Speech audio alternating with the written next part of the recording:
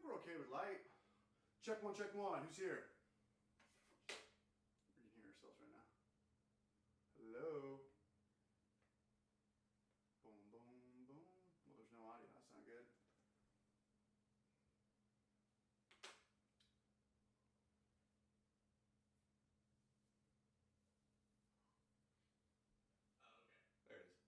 Oh, it's just a delay. Okay with light.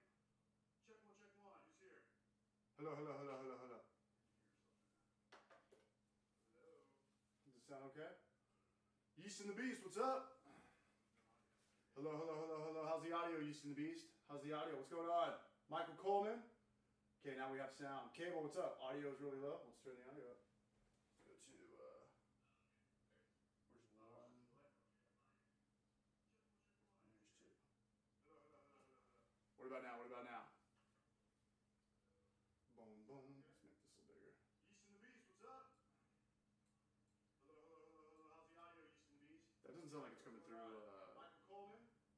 Okay, now we have sound. Cable, what's up? Audio is really audio low. Input capture. Is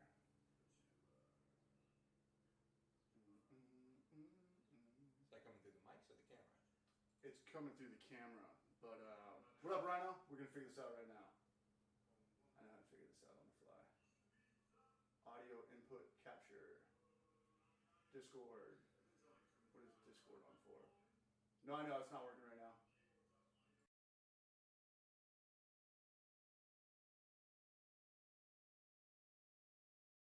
Oh, there we go. Hello. Hello. That should be it. Yeah, we are early. What's going on, guys? Welcome to the chat. What's going on, everybody? We're Mike from Culver. He was on like the second one, first one we did? Oh, many moons ago. Yeah, I don't know. Yeah, it was like 2 months ago. It should sound good right now, though, because I can see it on the mixer finally. Let me take this off. No change.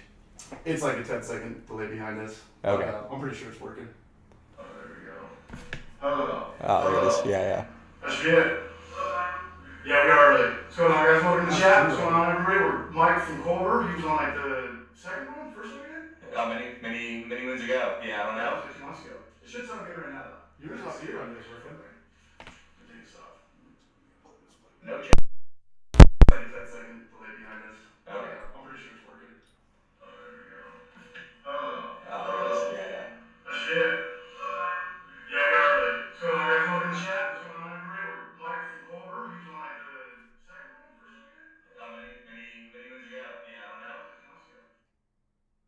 How's the sound, Cable? Can you hear mine? Is it coming through? Today we're going to strip and sing karaoke. Hell yeah, we are. I can hear... Are we good to go? Cable, are we good to go? Tommy Dessler, what's up? Luke Beard, what's going on? Homies from Australia. Australia. Cool, man.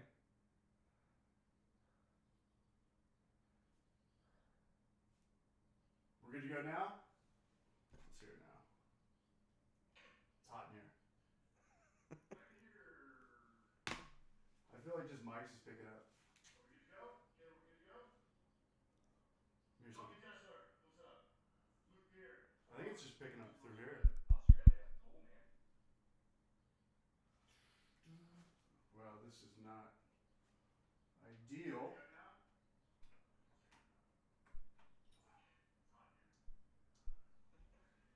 Slipping in my homebrew sour. Let me move the chat over here.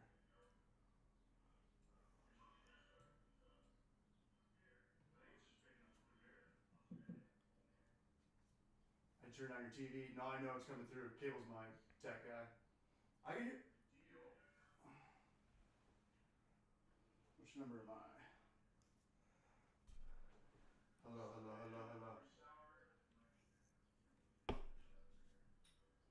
We're back to muted. We're back to muted.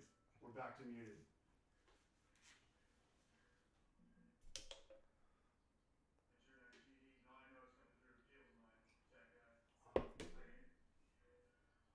Yeah, it's not picking my mic up.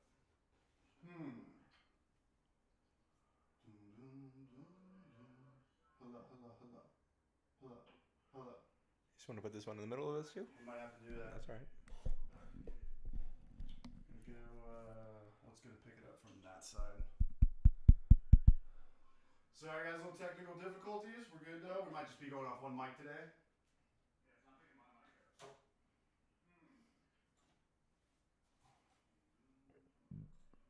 Audio input capture.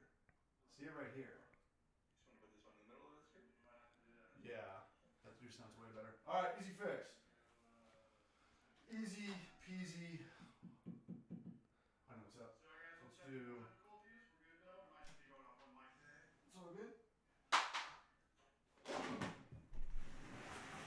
Oh, I'm gonna trip over the cord. I told you not to trip over. Oh, there you go. Cool. How's this?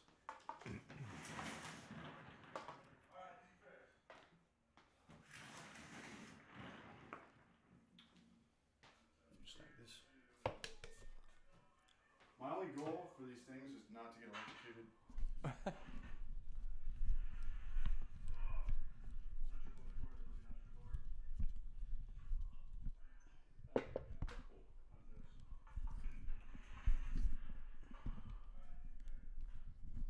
Let's unplug this for a second.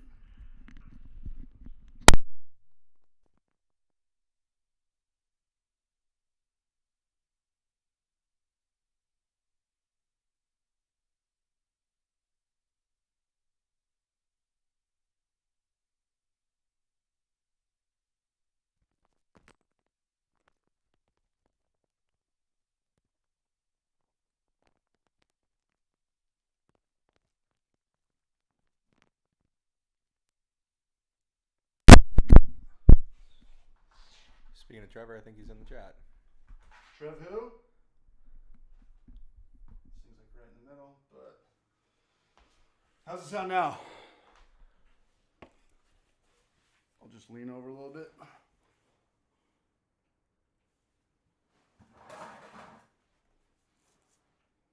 Might have to get a little closer to you.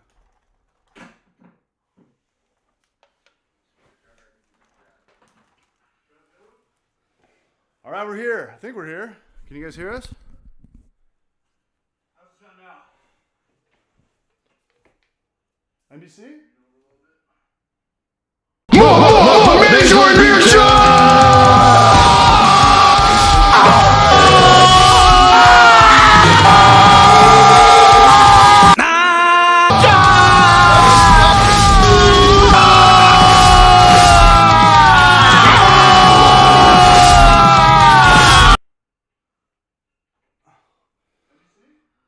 All right, what's up, dude? What's happening? We got it.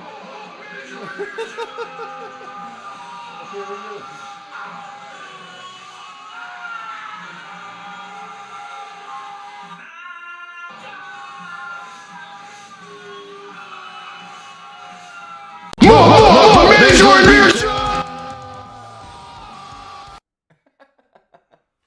Welcome back.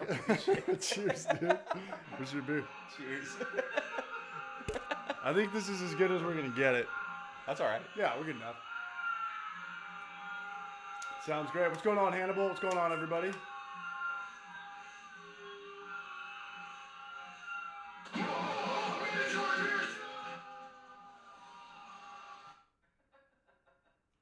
All right, we're here.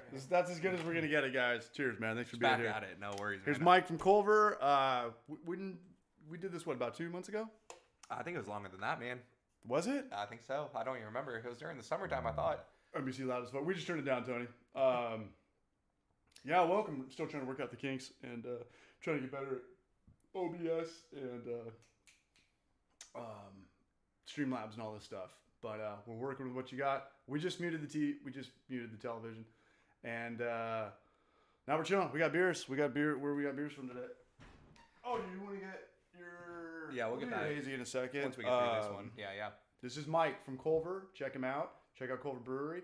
What's going on, man? Did you brew today? I did brew today. That's why I'm here early. I got out a little early, so just wanted to cruise straight over here Cool. rather than going home. So Yeah. brewed another, of course, IPA.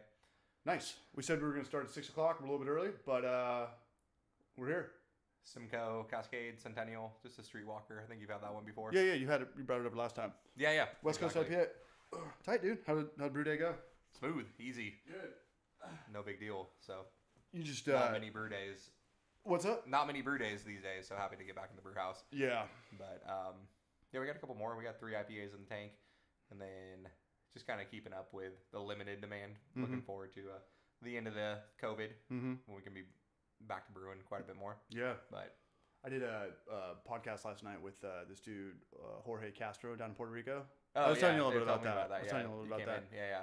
And he's having a hard time right now just because in Puerto Rico they don't sell 15 barrels. Everything's a 6-stall. Everything's way more expensive. Okay, So sure, makes sense. 6-stalls are like $120, $130. Right. What do they cost here? Anywhere from like 70 to 100, depending on what you're getting. Double IPA would be like 100. But they don't. Yeah, they just don't have the BSG down the street. You know, you gotta get that stuff shipped in. Yeah. Right. Yeah. The realities of living on an island are brutal, and he's talking about like dealing with like hurricanes and they much more shutdowns than we do. Way more. Yeah. And they're like pretty much like California. Like it's Puerto Rico's U.S. territory. Right.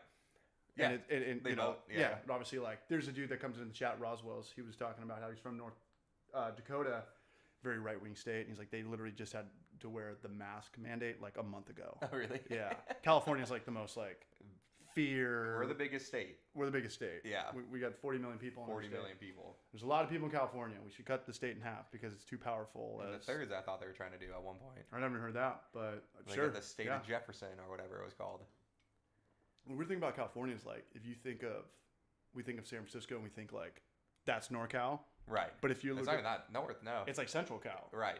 A little bit north of Central. Right. There's 4 Snip hours. it there. There's 4 hours north of that. For sure. Yeah. People don't even know about Eureka, right. Mendocino, and Humboldt, and all that stuff. Chime in with what you're all drinking. Chat. Yeah, let us know what you guys are drinking tonight, where you are in the world. I saw somebody from Australia. Was there somebody from Australia when we first tried to get this going? Was I tripping? No, yeah, we got Australia. What time is it in Australia? What year is it in Australia? What's it? 4 hours behind us, so it's about. You're just talking about New Zealand, right? 1 p.m. Cool. This Kraken, is actually rum, and a whiskey. They're sipping on 2 things.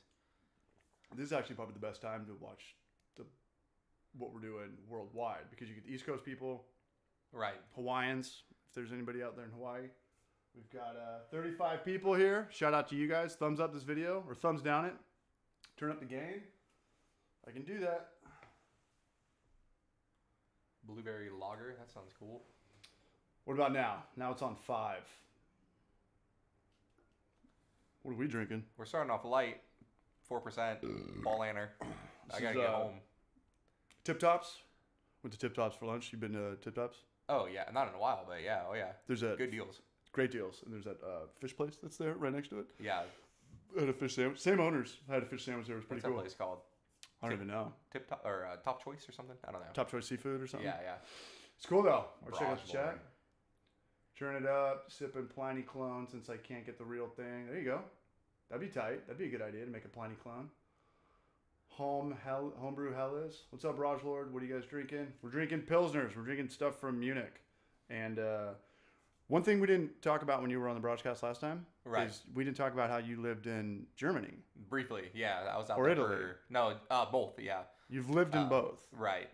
Germany more so lived in for 6 months near Aachen in Cologne. And that was like an internship, which was super cool. Met some great people. Got my resume boosted up enough to kind of get a job out here. But that was just right after college. I was tired of serving tables. My mom's an international flight attendant, so airfare was super cheap. Yeah. And found the Mueller families, Walter, emailed a lot of breweries out there, and he was the one that responded back saying, hey, we got a place for you to live. We got a restaurant on site, and we have a brewery that you can help out at. So it was too good to not turn down. How much homebrewing were you doing at the time? Not much, no. Not Nothing? really any at all. Yeah. So I just wanted to get out. I didn't know what that was going to be. So I got out for about 6 months and came back home and then landed the job in Manzanita. Italy was like 3 year later, and that was right before Culver started. That wasn't that cool. That story is not as romantic, I guess, as Germany. Okay. Well, Germany's Pilsner capital of the world. Yeah. Who was the dickhead? There's the host we were staying with. He just didn't really know shit. And we were supposed to be there for longer. We bailed out early just because we're like, it was in Sardinia, which is the island in the Mediterranean. It was cool. I liked the island, but the dude sucked. Yeah. Were you there with your girlfriend? Yeah, Justine and I went. Cool, dude. So that was fun. For those who don't know, Mike owns Culver Brewery. He's tell us about Culver. You had brewer, had Trevor's drinking the Culver seltzer right now. Very nice. Right on, man. Strawberry lemonade. And then the purple cherries. And the purple cherries. Oh, chairs are going all predator. I think you got your green screen on. Oh, I think you're right. Thanks, photo, Kevy. Let's go to filter. And let's go to chroma key. And let's take it off. How's it now? Should work now. Good looking out, Kev. Good looking out. Yeah, I think I was trying to pick up some green screen. All right, let's get some beers going. Oh. You can open that one in the fridge or whatever you got in there. I've got Helia. We've got Booze Brothers. I got a Crow Jane. Those are gnarly, though. Those are like 7.5%. Yeah, let's say like sub 7. We just got a Helia. Sure. 5.6. That's great. Yeah. Try to get Kelby on one of these broadcasts. Yeah. I think he'd be a good person for it. Yeah, he just got cans. I don't know if... The whole world's struggling to get cans right now, right? Yeah, everyone's stocking up too. Right. Getting what they can. We were talking about that on a broadcast. I think it was last week we were talking about how, obviously with COVID, everything's kind of backed up, but like the can scene blew up this year with hard seltzers and LaCroix and just everything brewery related. Everything's trying to, like Kelby just dropped, serious money on that canning line. He couldn't get cans. Right. Yeah. That canning line's not cheap. I hear that all over the industry. We haven't started looking yet, but I know it'll be tough when we start doing it. Yeah, Jorge Castro from Puerto Rico last time was like, dude, like, Crowlers saved us. Like, we had a hard time getting the 32 ounces, but when they got him, like, it's the only way you could sell beer. And that was the struggle during the first part of the pandemic. But they seem to have made quite a bit more during the second half. Yeah. They only make them quarterly, one run every quarter. So, like, when they're out, they're out. And if we were to do, like, everything comes from China. Our aluminum comes from China. No, our aluminum. Most of it comes from Canada. Oh, it does? Yeah. Oh, Chris was telling me otherwise, but he was ultimately like the conversation we had was like if we had aluminum foundries here, it'd be like $40 a 6-pack or something, because true, yeah, the labor here versus. Any suggestions on kegging? Looking into it. Autofocus is okay. There's nothing we can do about that. I didn't know they made 2.5 gallon kegs instead of 5 gallon kegs. Actually, I would say get a bigger fridge. Unfortunately, I have a 5 gallon system looking to use 2.5 gallon kegs. I don't know. I haven't seen 2.5 gallon kegs themselves. No. And even so, they would be expensive because you got to buy them brand new. So I would just say scope Craigslist for a fridge for cheap. Something you can drill a hole into. I try to get the 10-gallon corny kegs. Those are the scarce ones. Those are really tough to come by. 10-gallon corny kegs. I didn't know that. Yeah. They're like $200. Jeez, really? Yeah. If anybody in Southern California comes across that, let me know. I'm checking Craigslist every day for some stuff you see on Craigslist every day, like the mash tuns and just stainless steel. But I'm always checking Craigslist for like mills and 10-gallon stuff. There's some stuff that's more sought after, and especially 10-gallon corny kegs. Autofocus is on this. Well, let's see what we can do. Appreciate that cable, but why don't we just put this behind us? Yeah, I think that's the best course of action. Might have to. There we go.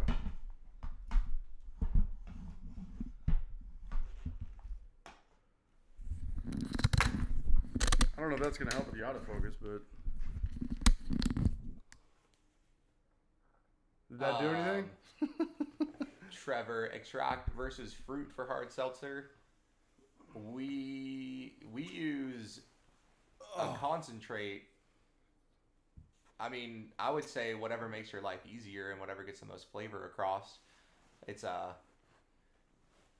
you talking about whole fruit, like blending up your own strawberries for the seltzer itself? Because that's got a whole different course of like things you got to do. So again, whatever makes your life easier, I would say extract. 2.5 gallon ball lock kegs are about $79 new. Okay, that's pretty good. We're chilling, dog. I do agree with Rhino. Corny kegs is the way because you guys don't have a keg washer usually. And the NBC, what's up, Lex? Taking the stems out of a keg is kind of a pain in the ass. But is it all working out? Yeah, we're cool. It's just a happy hour, man. Just chill out, sit back, crack a beer, man. Here's our recycling right here. Nice. Yeah. You don't gotta move for the rest of the night. Sometimes when I'm playing video games, I'll just make it cooler. Like I don't want to go to the fridge every 20 minutes. You know? Right. Just, like put on my headband and my Kobe jersey, and I'm just in the zone, man. For like some serious gaming. Yeah, a lot better. Thanks, Cable. Good looking out, man. I think this is pretty much as good as we're gonna get it. We've got I've got my stream deck here. We can take it to that, and then it gets rid of the chat. And I like to have the chat going. Yeah, And, Trevor, I would say whole fruit would be really, I mean, whatever you want to put the effort into, it's kind of just easier to use a puree or an extract. An extract is going to get a lot more flavor across quicker. I wouldn't really mess too much with whole fruit. At least I don't personally. What was that, about 10-second delay? I'd say, yeah. Cool. Do you have your full staff back? No, we're down. Still, like, I'm working the bar a couple nights a week, and Ben's working a couple. Mic audio is super low. Mic audio is super low?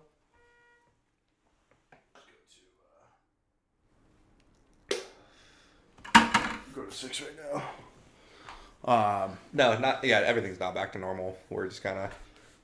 We got the 3 core dudes. I have my assistant brewer when I need him, and then weekend staff for the bar and the deli. So, I think we're down like 8 people. Yeah. For those who, what was our first video? We did the Kvike video. I think that was the first thing we did, and we were talking about your class. Mike also is the head guy, right? You're the main dude, the highest up for your trade school program. I lead the program. You lead the program, and I got 2 people helping me, Justin and Greg. Yeah, but I run it. You have ultimate like the curriculum, like that's up to you. For the most part, right. I mean, I take into account what they have to say, too. Right. Yeah. They offer a lot to the program. So he runs a homebrew class at a local community college in Oceanside, and it's really great, and it's really affordable, and it's really hands-on. They've got a whole lab built in there, and I've been there. We shot the video. For those who have seen the video, know what I'm talking about. It's cool as hell. And we used that video at the orientations. Appreciate that. Yeah. Get my views up. If you guys want to check out the class, we can talk about it now. We can plug it at the end. Check out the Instagram, MCC Brew. MCC, Mira Costa College. MCC Brew. Okay. We're going into cohort 5. And then I just had a conversation with a friend over the weekend. What up, Paper Cut? What up, Ray? Most hard seltzers are going to ferment with no sugar in it, so you're going to have to add those 2 grams back into there. If you're just fermenting sugar water, there's no body. There's not going to be any residual sugars. So our hard seltzers that we use at Culver, we use they're Amaretti beverage infusions, and they have added sugar to them. And I think a pint ends up with about 3 grams of sugar in a full pint, which is about 2 grams per sugar per 12 ounces, like a 12-ounce White Claw or whatever else. Did you see my fermenter going in the bathroom right now? No. It's back going at 65 for the Philly Sour. Really? On Yeast. Yeah, we brewed on Sunday, and it was a good brew day. I think we talked about this on Wednesday. It took about 2 days for the yeast to get going, and I know the yeast is just super stressed out. It's trying to do 2 jobs right now, right? It's trying to create sugar and lower the pH. I don't really even know how this yeast works. It's the first time I've used it. I've never touched it. But I had no activity at like 62 for a couple days, and then I got like a little bit day 3, like a little bubble going off in the airlock, and then I brought it in the bathtub because then I just can control the heat really fast. Right. And I brought it up to 80, and it started going ape shit. Really? And I was like, this, because I've done that before, and you kind of get like liquor flavors. You kind of get like spirit kind of taste to your beers. If you go too hot. I don't know. It goes ape shit. So I took it out of that, and I just let it go back to room temperature. At 65 right now, it's just going normal. I don't know why it needed to get really hot. Got started. Well, it's cold at night, man. It's been 41 degrees at night. So even though it's saying 62, it's probably colder at the bottom center. Yeah, well, we talked about yesterday, too. He's got a deli inside of his brewery, which is awesome. Check out Locally Toasted. And where the yeast is going off might not be where like your temperature, your thermometer is. Right, with heat stratification. Right, you know, on a bigger, the bigger the fermenter, the harder it is to actually gauge like what it's reading versus where the yeast is in that fermenter. Exactly. Well, especially, I'm going to answer that question. Dialonius Monk. Dialonius Monk, what up there? He's up there in Washington State. And I gave him a shout out in today's video. Hope you appreciate that, you brunch. Our class is meant to make basically hireable employees for the local breweries like Stone in Ballast Point and Green Flash and whoever else is in town. So it's not really like a homebrew how to brew class. It's how to be a brewery technician, I guess is the best way of putting it. So we try to do a lot of placement as well. So we have about a 60% hiring rate, and that's because the industry hits us up when they have a job opening, and we try to recommend somebody. He's got a lot of credibility too. I run into people all over town. Angela from Booze Brothers, she did your program. She did the right? program, yeah. Jazz from B Shop. Right. Did your program. We have a Dan Luna. Dan, correct. Yeah, where's he at? I don't know. He was at Belching Beaver for a while. He was at Belching Beaver? Oh, yeah, I knew that. Okay, who we got going? The whole conversation came up because she tried my hard sparkling strawberry lemonade and tasted it was way too sweet. Oh, but it wasn't a seltzer. She just didn't listen. It was a lemonade. Okay. CH, what did you ferment your Cuvée hard cider at? 65. Southern California, everybody should be brewing right now because we get natural temperature controlled. Somewhere in your house, your garage, your hallway closet, you're going to have that range of 62 to 68. And I did all 3 of those batches. Did you watch the hard seltzer Homer Flight video? No, but you gave me some of it. Yes. Yeah. And we got some here too. We could grab some from the garage if we don't trip over this cord. I did the turbo yeast, Cuvée yeast, and Lutra yeast all at the same temperature.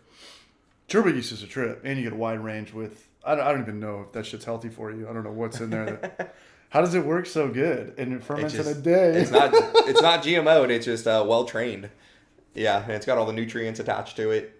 It's I thought it was GMO'd, but I looked into it and it's not. It's what distilleries use, make super high washes. Right, and there's actually a brewery that had one of my favorite hard seltzers that I've had that tasted, when I say favorite hard seltzers, the most that are like White Claw clones. Yeah. And they do it with turbo yeast, and it comes out giving it that like sake, creamy look and that sake taste and smell. And then they carbon filter it, and it looks like carbon filter it, yeah. And then that's the way to do it. 5% water, tap water, and then you hit it with your extract and your CO2. And I feel like we're missing it. Are they talking to each other? No, yeah. Oh, it's just we can pick and choose. We don't have to answer every one. Okay, cool. Stop commenting. We've had it with you guys. No, keep it coming. I'm kidding, man. Massachusetts mudroom is crisp 50. There you go, man. You could do Czech pilsners without buying a refrigerator. What's a mudroom? We don't have those here. Mudroom's like I had one in college. It's like a room that's like kind of indoor outdoor. Usually has like wide open windows and people do like art and stuff in there. Generally it's like an extension of the house, but it does have like 4 walls and a roof to it. Okay. Like a sunroom, like an outdoor patio, but enclosed. Yeah. Kind of what Larry's got. Yeah. Kind of what who's got? The Larry's Beach Club in Oceanside, the little outdoor patio. Oh yeah, like the shanty. Yeah, same exact thing. So that's tight. Yeah, that's kind of more of like a country thing, kind of a country style home. They've got the mud rooms or the sunrooms. Mudroom. It's a good name for a beer. That is a good name for a beer. Mudroom IPA. What's up, Chris? What's going on, man? Unicycle Master. What's going on, you barrages? We got 44 people in the chat right now. We wanted to do it on Homebrew for Life channel because this is the last one of the year. I wanted to get Mike over here. Obviously, the audio didn't work out. I'll look into that. I don't know why the audio was shit in the bed on that, but I'll have that figured out sooner or later. One day, this will be a Pat McAfee, Howard Stern situation. We'll have good lights. We'll have audio that works. We'll have cameras. This guy's talking. We'll have 3 cameras right here. It shoots to him. Somebody wants to come in, sit on the couch, and we could just hook him up with maybe some XLR lav mic or something, which I do have. I don't know I don't know how to work it though. Mudroom is a sunroom where you take off your snow boots or mud. All right, cool. That makes sense. I had one in Sonoma. I don't think it really snows that often, but we had one. We just partied in there and foosball table and That's what it was? yeah. Yeah. Like the whole house had like hardwood floors and the mudroom had like tile. Just Okay. like outdoor patio tile. But yeah, a little bit early. Sorry, we're kind of working with what we got. We're drinking Helia beer. Victory malt and a stout. Happy I'd say Pale. go for it. Like layer it in. I wouldn't say make it the dominant malt, but just like I layer in amber malt with some of my stouts. And the cool thing about a stout is you can keep it simple with just, pale malt and chocolate, or pale malt and roasted barley, or you can layer it in with, Maris Otter, pale malt, Crystal 60, Crystal 120, and then layer in some roasted barley or chocolate. So I'd say a stout is really flexible on what you throw in it. What's the difference between a porter and a stout? A stout uses roasted barley. Roasted barley. Yeah, a porter uses brown malt traditionally. Right. But yeah, just don't overdo the roasted. That's the main thing. Cool. I love it. Come out to Phoenix for a vacation. We just broke ground on our new podcast studio. This guy, Cable, this guy's a trip, man. He was sending me pictures on Instagram. He does like Monday Night Football and like the monster truck stuff you see on TV where it's like actual broadcast, like cut to that camera, like that guy, this wide receiver's making the slow motion catch, cut to that, cut to that, cut to that, cut to that. So this is like, he gets what I'm doing. This is like stage one of broadcasting. Okay. This broadcasting or broadcasting? That's where it comes from. Broadcast. Broadcast? That's smart. You see what I did? Took me 10 years to think of that. But this is like step one of what's happening. Yeah. Where it's going. Yeah, like right. Twitch people, they are the Monday Night Football at like the smallest scale. Okay. Like you learn the software here, how to figure out the capture cards. That's a capture card. It takes HDMI and turns it so the computer can read it. This little thing right here is like $150. Really? Yeah. Damn. No way. Yeah, that's how you connect like your PlayStation 5s and your DSLR cameras and stuff like that. Oh, yeah. into your computer. Okay. Yeah, so I had to learn all this shit. It took me like 2 months, and it still sucks. This is fine. This works out great. This is actually pretty technical. It's pretty cool, right? It is. Yeah, it's only going to get better. It's only going to get better. So it's like, Kevin and Babs, like they can come over, and help out. I guess, if someone were to help out, but it's like, it doesn't matter at all if you know like audio, video. You need to know the software. Right. Like, you need to know like scenes, sources, mixer. And now I've got it all set up right here, right? I can just click on. Test that. That's cool. Show it? Yeah, make sure everything's working. It's kind of like Photoshop where you just have like layers going. Like if I put the chat box underneath,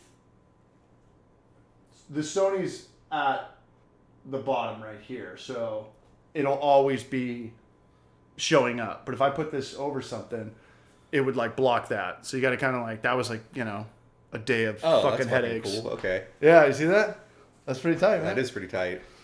We'll keep asking the homebrew questions on the chat. I'm happy to answer any of them. Can you hang out for an hour? Okay. Cool. Yeah. As long as we're drinking the light stuff? Yeah, I got nothing to do. Cool. My girlfriend's happy I'm not home. Tight. Yeah. I actually might leave with you. I might go out to what I was telling you, Bonzel. Bonzel. Stay with my good old Bonzel. Yeah, dude. Drink some wine out there. Stay warm.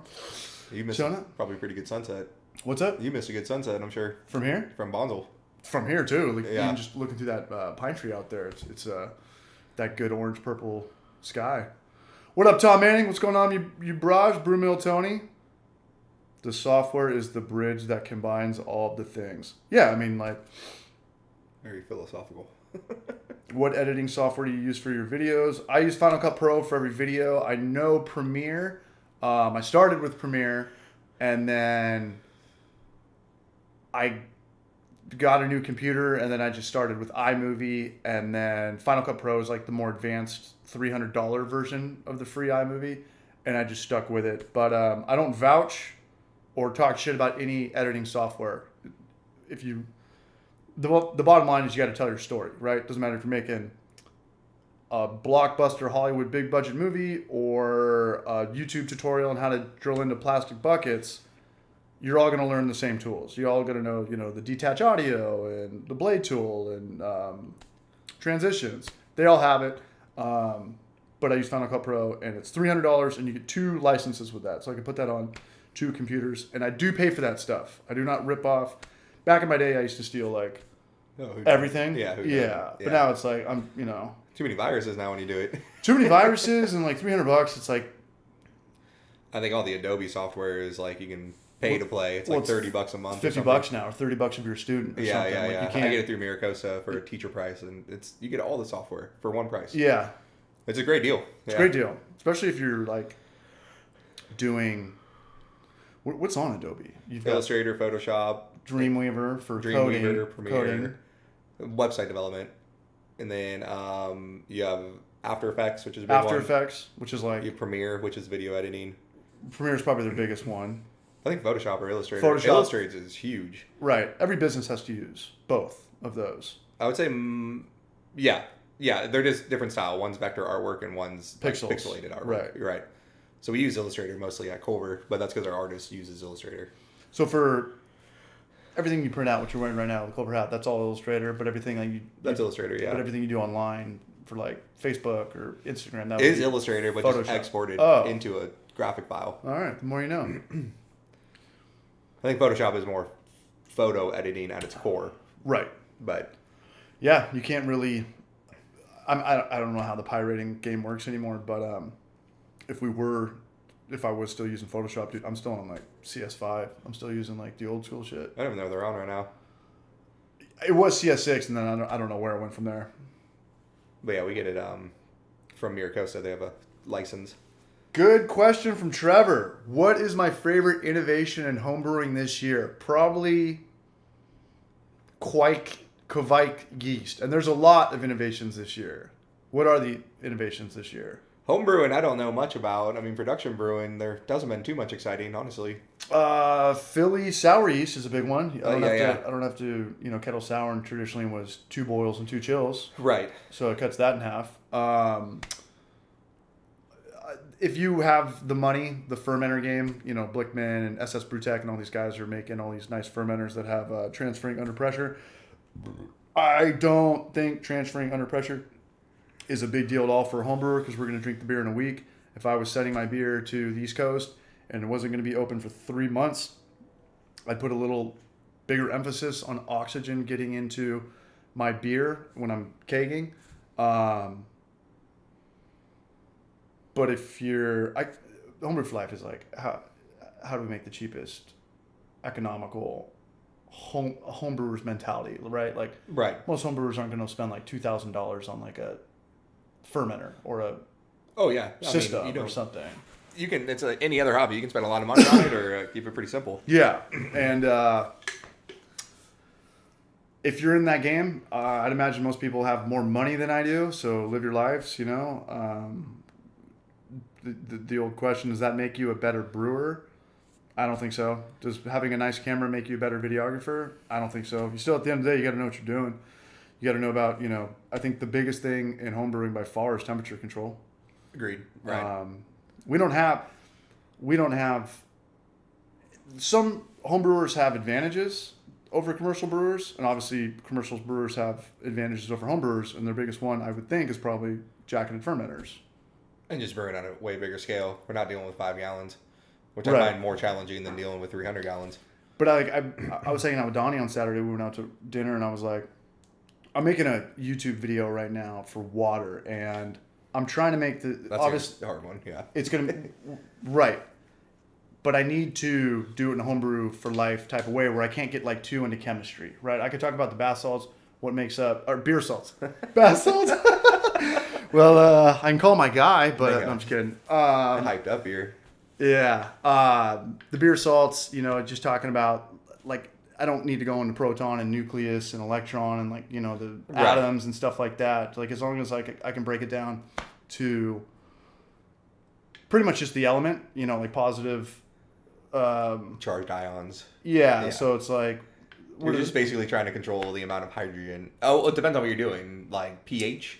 Which is what I'm concerned about, mash pH. That's like everything. the primary thing. But like people, there's so much stuff on the forums. People are like residual alkalinity. Add gypsum for hoppy beers because it's good for bitterness, acuteness, or add calcium chloride for That's when the brewing beers. software comes in real handy.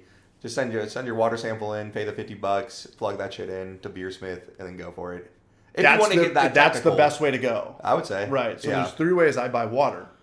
Tap water, which is hard water, but you're also going to get the lead. You're also going to get the chlorine. Everything. Yeah. You know, the fucking... What does calcium do? What does calcium, magnesium do to pipes? It eats at the copper. You're going to get all that shit. I don't know how... Everyone's pipes are 100 years old. So the best course... The laziest... Best way to go would just be to get RO water. But you don't know... So RO water is pretty much just filtered water, but then they add their own calcium, magnesium, and their minerals back into it. The best way to go, and you can't really do this on a commercial scale, if you want the cleanest slate and you want to have your chlorides, magnesium, and you want to have your as close to the numbers as you want, you have to go distilled water because that's like your 0.00000. And then build it up. What's up? Then build it up. Yeah. And then build it up, right? But like you can't, or you like if you go off the water report, you can go on your city right now and look at your water report, and it's going to break everything down, the good, the bad, and parts per million. Talk about the toxins, the good stuff, the bad stuff. That's from a yearly average. A year ago, and they did that report at the fucking treatment. They didn't do it at your house. Right. Then it's got to come to your house. It's like, what shit did it pick up then? It's almost impossible. Right. The best course of action is to, if you're talking 5-gallon batches, what do you need?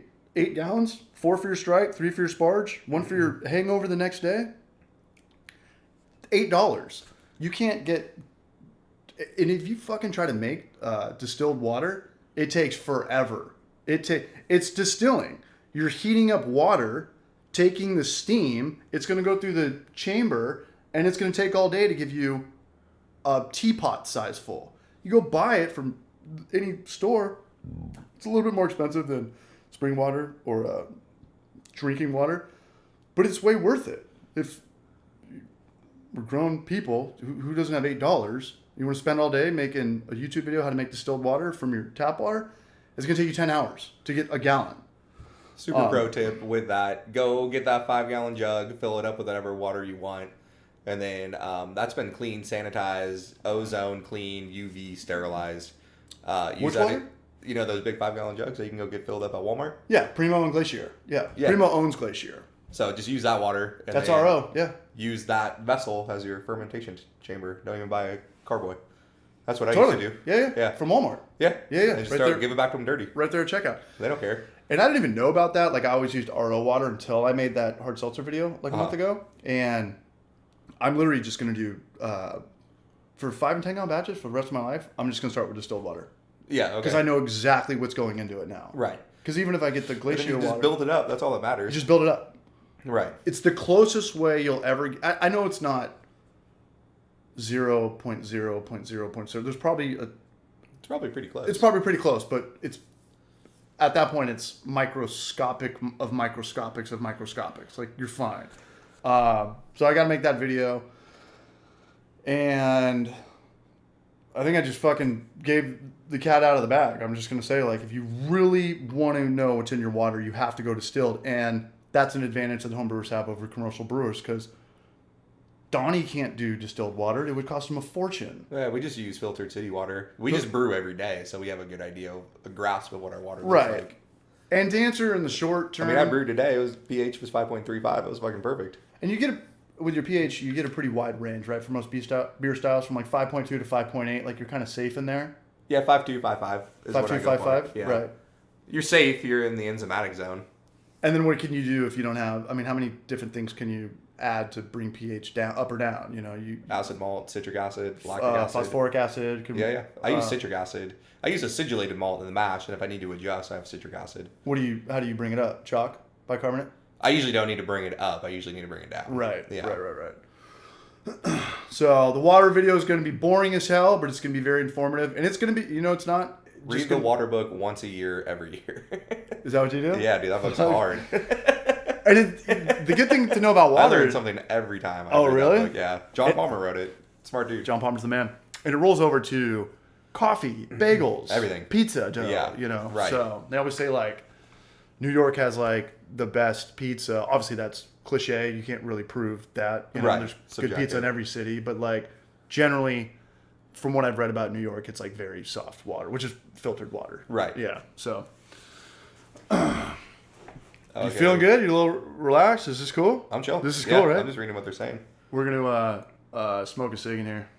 No, I'm kidding. Hey, dude, your girlfriend would hate that. She's probably watching this. Hi, Britta. How do you calculate ppm when doing water chemistry? I don't think I understand that question fully. What are you trying to calculate?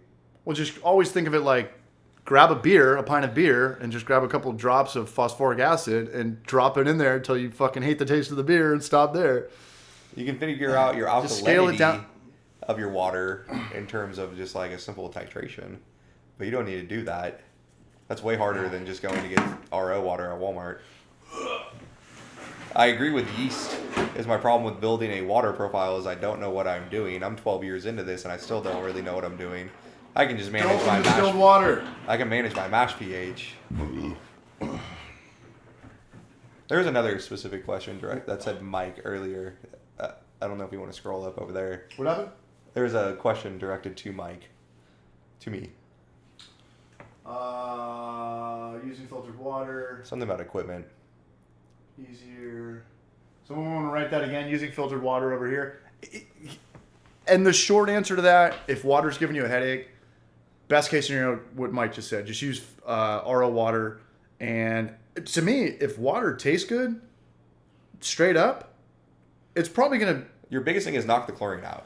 The chlorine's going to mess up your beer more than anything. Ever had a chlorine-ridden beer? I don't know. But the last time I brewed with tap water was our Kavaikis, and it was pretty damn good, right? Really? Yeah. That was tap water. That was unfiltered? Yeah. Oh, weird. Yeah. Super weird. Yeah. Because usually, it just tastes like garbage. Our city is very hard water. There we go. Bruno Tony. Brands for a 1-barrel and 2-barrel fermenter in Bright Tank. In the Miracosta lab, we use the SS Brewtech 1-barrel unitank or 1-barrel fermenters. They're cool. They work out well. It's not like production grade by any means. You can't put them under too much pressure, but we can move it from the fermenter to the Bright Tank and carb it in the Bright Tank. I think SS sells unitanks as well.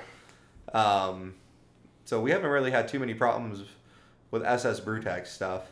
I'm going to get this on the Instagram story. But I don't really have any suggestions outside of what I've used. 1-barrel, yeah. That's about all I got. NBC?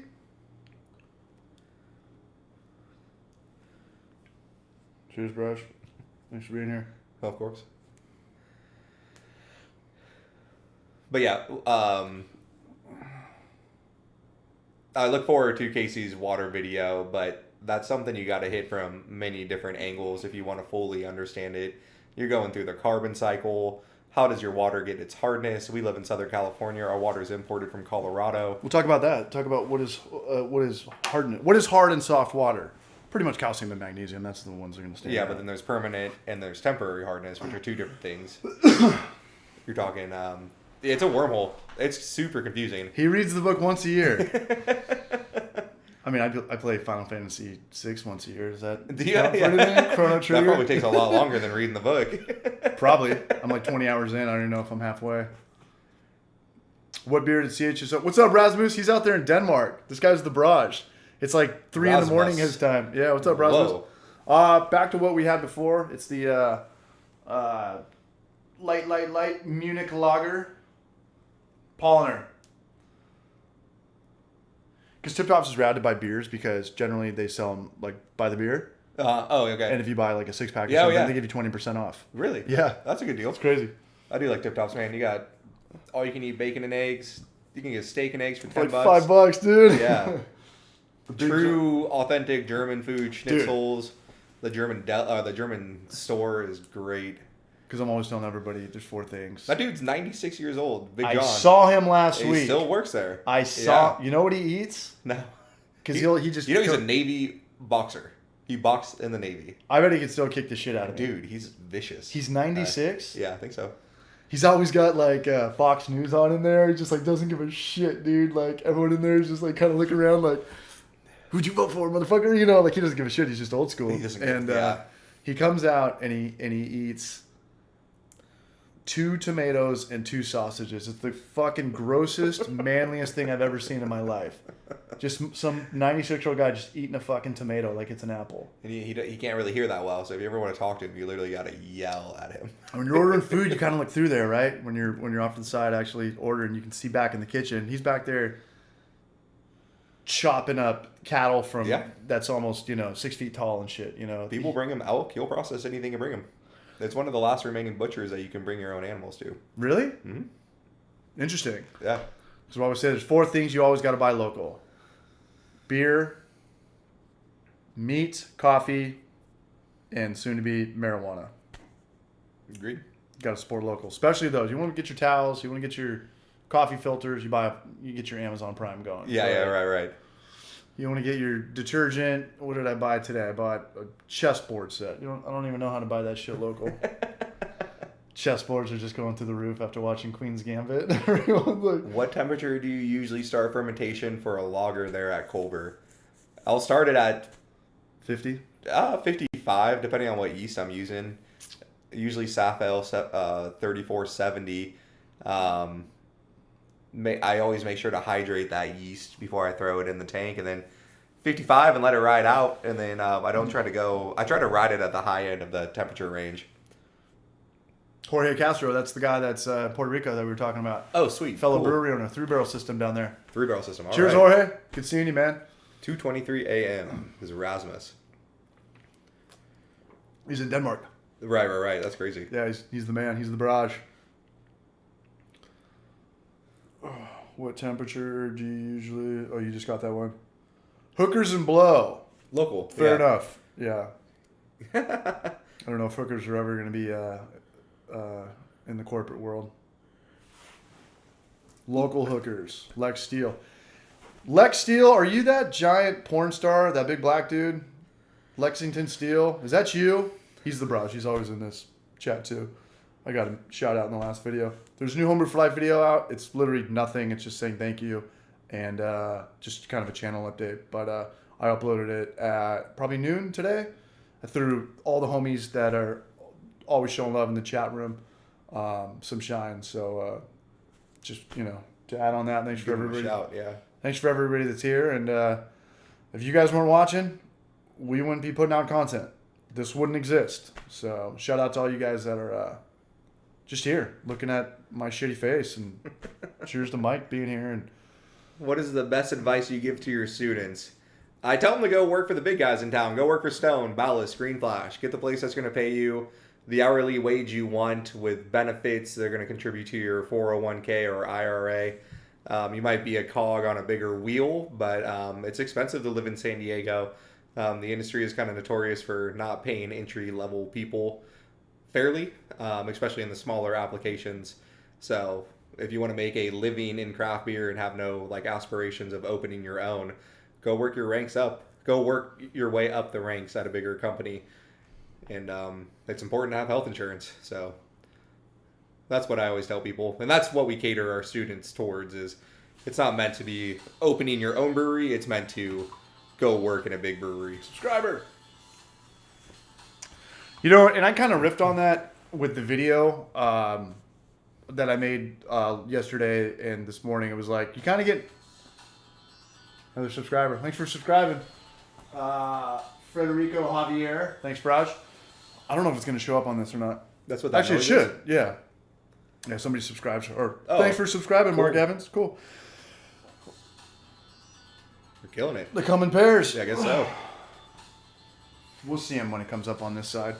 I kind of riffed on that in the Homebrew for Life video. It's like you got to get into beer to get into beer. You're never gonna make $1 million with beer. Like when I started the Homebrew for Life channel, I thought we were we're gonna blow up and we're gonna be YouTube famous. And the more this was obviously in year 2017. You're like, oh, this is the long game. We're gonna be like the next PewDiePie. And then the more I make homebrew flat videos, I'm like, okay, like, no, we are the smallest community on probably YouTube in regards to cooking, gaming, makeup, dancing, CrossFit. The smallest community on YouTube. People that have boating channels, fishing, deer hunting, millions more people are into that stuff. Right. But the good thing about homebrew, the good thing about the beer community is like the smallest community is going to be the closest community. Right. So it's like most passionate. Right. And these guys, I love when they're doing like at Brew Mill Tony or like they're like talking to each other and they're connecting on Facebook and they're talking about, hey, tell me about like this Lallemand Philly sour yeast or something like that. It's like, it's very easy to get in touch with people. Right. There's no egos. There's no like, there shouldn't be egos. But I used to think like we were gonna like have like 1 million subscribers and stuff like that. And I was like, it's never gonna happen with beer. We talk about this like beer to me, especially homebrewing. You know, once people just figure out that it's work and it takes up space and it takes up Saturdays, you're gonna filter out within a couple of years pretty fast. Yeah, but I mean, maybe filter out. But if you've got all the equipment, and I mean, like baking bread takes 14 hours. You know? Sure. Growing a tomato makes way 3 longer months. time. Yeah. But I think once people make a good batch of beer, then they stick with it. I think people just struggle. Pride of ownership. People struggle to make a good batch of homebrew. And it's defeating when you waste your whole Saturday and turn out a garbage product. Not even that. If the airlock doesn't even get going, it's a fucking nightmare. Yeah. Like, what happened? Everyone's hitting you up. I'm calling Chris Berry from Mother Earth when he was there. And he's like, either there's a leak or you fucked up, and I have nothing else to tell you. That's like, it. There's one of two. There's either something getting out, it's not airtight, or you just shit the fucking bed. I was a bad homebrewer, dude. I didn't like. I'm glad I went the production route.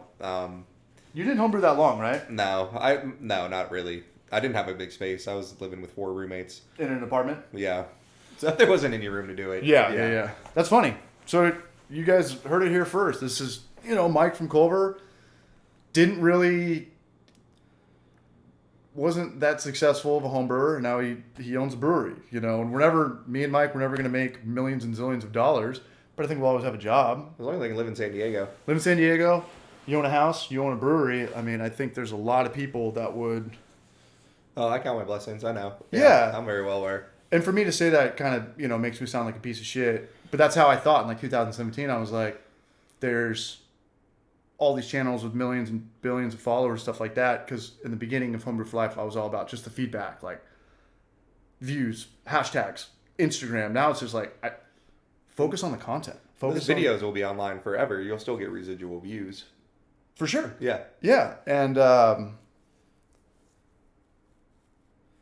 which I think is important. And we have 20,000 subscribers, and that's really not shit in the grand scheme of YouTube. Right. But that's fucking awesome. There's a lot of people that would probably want to have a channel with 20,000 subscribers. There's probably people that have agreed 200 subscribers that are like, what's this guy bitching about? Like, so it's just perspective. And for sure. You're hustling to make it happen. And if I have anything, I see the chat going right there. Join your local homebrew club too. There's like San Diego. Barley Engineers. You have Quaff. You have Pink Boot Society. There's a lot of share your homebrew with people and keep the passion going. And your local homebrew club is going to be the way to do it. Plus, you're a part of something cool. Beer's cool. And they usually do it at local breweries, and most production brewers came from the homebrew world, so they're still involved or interested or keep in touch with the homebrew community. Do you want your beer? You want me to throw it back on ice? I'll throw it back on ice. Throw it back on ice. And I had a few at the tasting room. What Mike was saying about some dude from Arizona sent us some beer too, so we just gotta check that out. I had one last night, 2 nights ago. It was a smoked apple goza, and it was fucking lights out. That sounds cool. There's only one though. Oh, that sounds great. I don't even know what these ones are. Apple goza. That sounds interesting as hell. It was some brewery out there in Arizona. Maybe we'll brew that in the classroom. Dude, it was good, man. It was really good. Cheers, Matt. What's up, you Braj? Matt Kaiser out there. I'm trying to catch up on the Instagram or the YouTube comments. I love reading the comments, especially when I'm taking a poop, and I try to write everybody back. And cool. Thanks, T.A. Alvarado, for coming by Culver. Appreciate that. Tom's the man. Tom is the man. And I got his comment too, how he didn't get a shout out. I'm shouting you out right now, Tom. You're the man. Thanks for always being here. And Thanks for everybody that's here right now. This is kind of cool, right? It's cool. I like we to can just look at see it. The chat come on in. Yeah, right there. Because the last time we did it, Babs had to like relay us stuff. Yeah, he was doesn't really us. know what's Yeah, important. yeah. He doesn't brew, so he doesn't know like, is this question good or is this question No, good? you have a nice setup here. Yeah. Culver has great beer. I was out in Carlsbad. That's the Barrage. What is your most popular video, CH? I saw it. It's the all grain brewing for beginners or something. It's always going to be the most general stuff. Yeah. It's always, if you have like how to make beer and you have a 20-minute video that plays into YouTube's algorithm, it's probably going to have 1 million views. And the more, kind of going back to this water video, the more you get advanced in beer or water, the more you're going to filter people out. You know, if you type in like how to make beer, the number one guy, he probably has 500,000 views. But if we're like, hey, let's try to make like, what was the video we were talking about, Booze Brothers? Like a Belgian of a Belgian or something? Like just trying a different yeast out. Yeah. That'd be a great video and we'd learn a lot. Right. But it's going to filter a lot of people out pretty Agreed. fast. So the more advanced you do stuff, the better you're going to get, the more you're going to know, but the smaller of the audience it's going to be. And at the end of the day, like, I kind of do this YouTube channel thing for a living now, and I have to be getting views. As bad or douchebag as that sounds, that's just the bottom line. Mike owns a brewery. What does Mike have to do? He has to be selling beer. Make money. You have to be... If you want to be a successful defensive end in the NFL, you have to be getting sacks. It's just... Bottom line. And if I won the lotto tomorrow, knock on wood, or slug bug for Jinx or something, I would still make YouTube videos because I love it. I was talking to the Brew Show on our podcast. You spend 40 hours or 20 whatever hours to make a YouTube video, and when you upload it, it's like it's a good feeling. It's when do you feel good? Payday, after a good workout or something. And you just like, hey, that's it. I can't look at it anymore. Right? You know, it's my face, my voice, everyone's face, their voice for 10 or 15 minutes. I'm going to upload it, and it's pretty much a Hail Mary, right? You're uploading it to the world. That's it. Like, there's no rubber band. You can't, once it's live, you can't go back on it. You're not going to re-edit it and re-upload it. It's pretty much a Hail Mary that could take a week to drop or get caught or never gets caught, you know, but it's like that cool feeling of like, that's it. Like I just threw that time expired Hail Mary. It's up to fate now, the YouTube gods or whatever. And if I just get like 2,000 or 3,000 views on a video, I think that's pretty good. I think that's great. Obviously, again, that's not, you know, shit in the grand scheme of things, but if there's one person that learn something from this, and it's going to keep them enough to stick around, to show up in the Homebrew for Life chat, to keep them brewing for another semester or whatever, that's rad. And that's just, you know, beer pushing beer. And we all met each other pretty much through beer. Yeah. I met you through beer. I met Maury through beer. Everybody from Booze Brothers I met through beer. Maury might stop by. He does 12-hour days at Booze Brothers Tuesdays and Wednesdays, but we started early today, so you probably won't see him. No, that's fair. Yeah. I'm not going to be on for 5 hours. Could be. Am I? Let's go until there's like 3 more beers in there. House yourself tonight. Yeah. We got a Final Fantasy 6 to play. I'd love to see an updated hazy IPA video. We already made that video though, you know, like I said this in the video I made earlier. I'm going to get more involved in like barbecue, food, meat this year, because just you burn yourself out on the homebrew videos because you're shooting the same shit over and over and over and over. And I had Flora on. Do you know Sarah Flora from She do Bountiful Bag? No, this is a YouTuber. Oh, sorry. She's like the one girl YouTube channel that she's got some, I think she's actually more popular on probably Instagram than YouTube. And I had Trent on from the Brew Show, and we're just like, we're shooting, you know, the grain shot, and now we're like dropping hops in, and it's like you honestly just rehash it. Don't even have to shoot anything anymore. You know, you just bullshit all this stuff, you know, and it's just kind of repetitive after the 3rd year. So I'm gonna do one grain to glass video, and then like one DIY video, and then one like We got to go down and visit Jerry. We'll go to Mexico. Yeah, sure, absolutely. We talked about that. Yeah, I'd love go to to go Mexico, and then like one blind taste contest video or just one beer video. I'm sorry, one food video. We talked about Just mix it up. Your chicken wings from Chicken wings, yeah. Baked chicken wings. Yeah, what was the restaurant though that makes all the sauce? Buffalo Wild Wings. Yeah. Right. It costs I make those like weekly, dude. Oh, you do? You can make like 5 pounds for like $20. People ask how I get my recipes. I steal them, and we're gonna steal this one from Mike. I steal them from the internet. They're not original by any means. No, like when we first started Homebrew for Life, it was all like cooking videos, like how to make like nacho cheese dip with beer. Oh, I didn't know that. Really? Yeah. They're really bad, but and they're like 2 minutes. Really? Yeah. Just hustling through them. Yeah. But it was fun. You know, you gotta get the food shots. You gotta get up. Look at any of the YouTube food videos, and it's just like food porn. Yeah. Slow motion, up close and personal. So we're gonna do how many people just watch those food videos and have no intentions of cooking any of the food? They just like looking at food. 99%. Yeah, I agree. Yeah. 99%. You see the South Park? We actually like. Trev who? I don't see many breweries using Kvike yeast. What's the holdup? Do you think if you use Kvike yeast, you're gonna put it on the label? Do you think you'd put it on the menu board? No, I wouldn't. That's why. So, that's like, a point. Stone Never Ending Haze is Kvike. But yeah, I don't see a lot of people using it around town. It's just like, you're putting. We just don't like to really experiment, I guess, is a way of putting it. We know it works. Cal Ale works every single time. What was that? Cal Ale. Oh, 01? Yeah. 01? I haven't really used too much Kvike or Queek or whatever you want to call it. Michael Kvike. But I know it's really popular in the homebrew world. But yeah, I think you guys should do some more food videos. It just mixes it up. Yeah. It'll get people to the homebrew videos. Yeah. If they see your channel.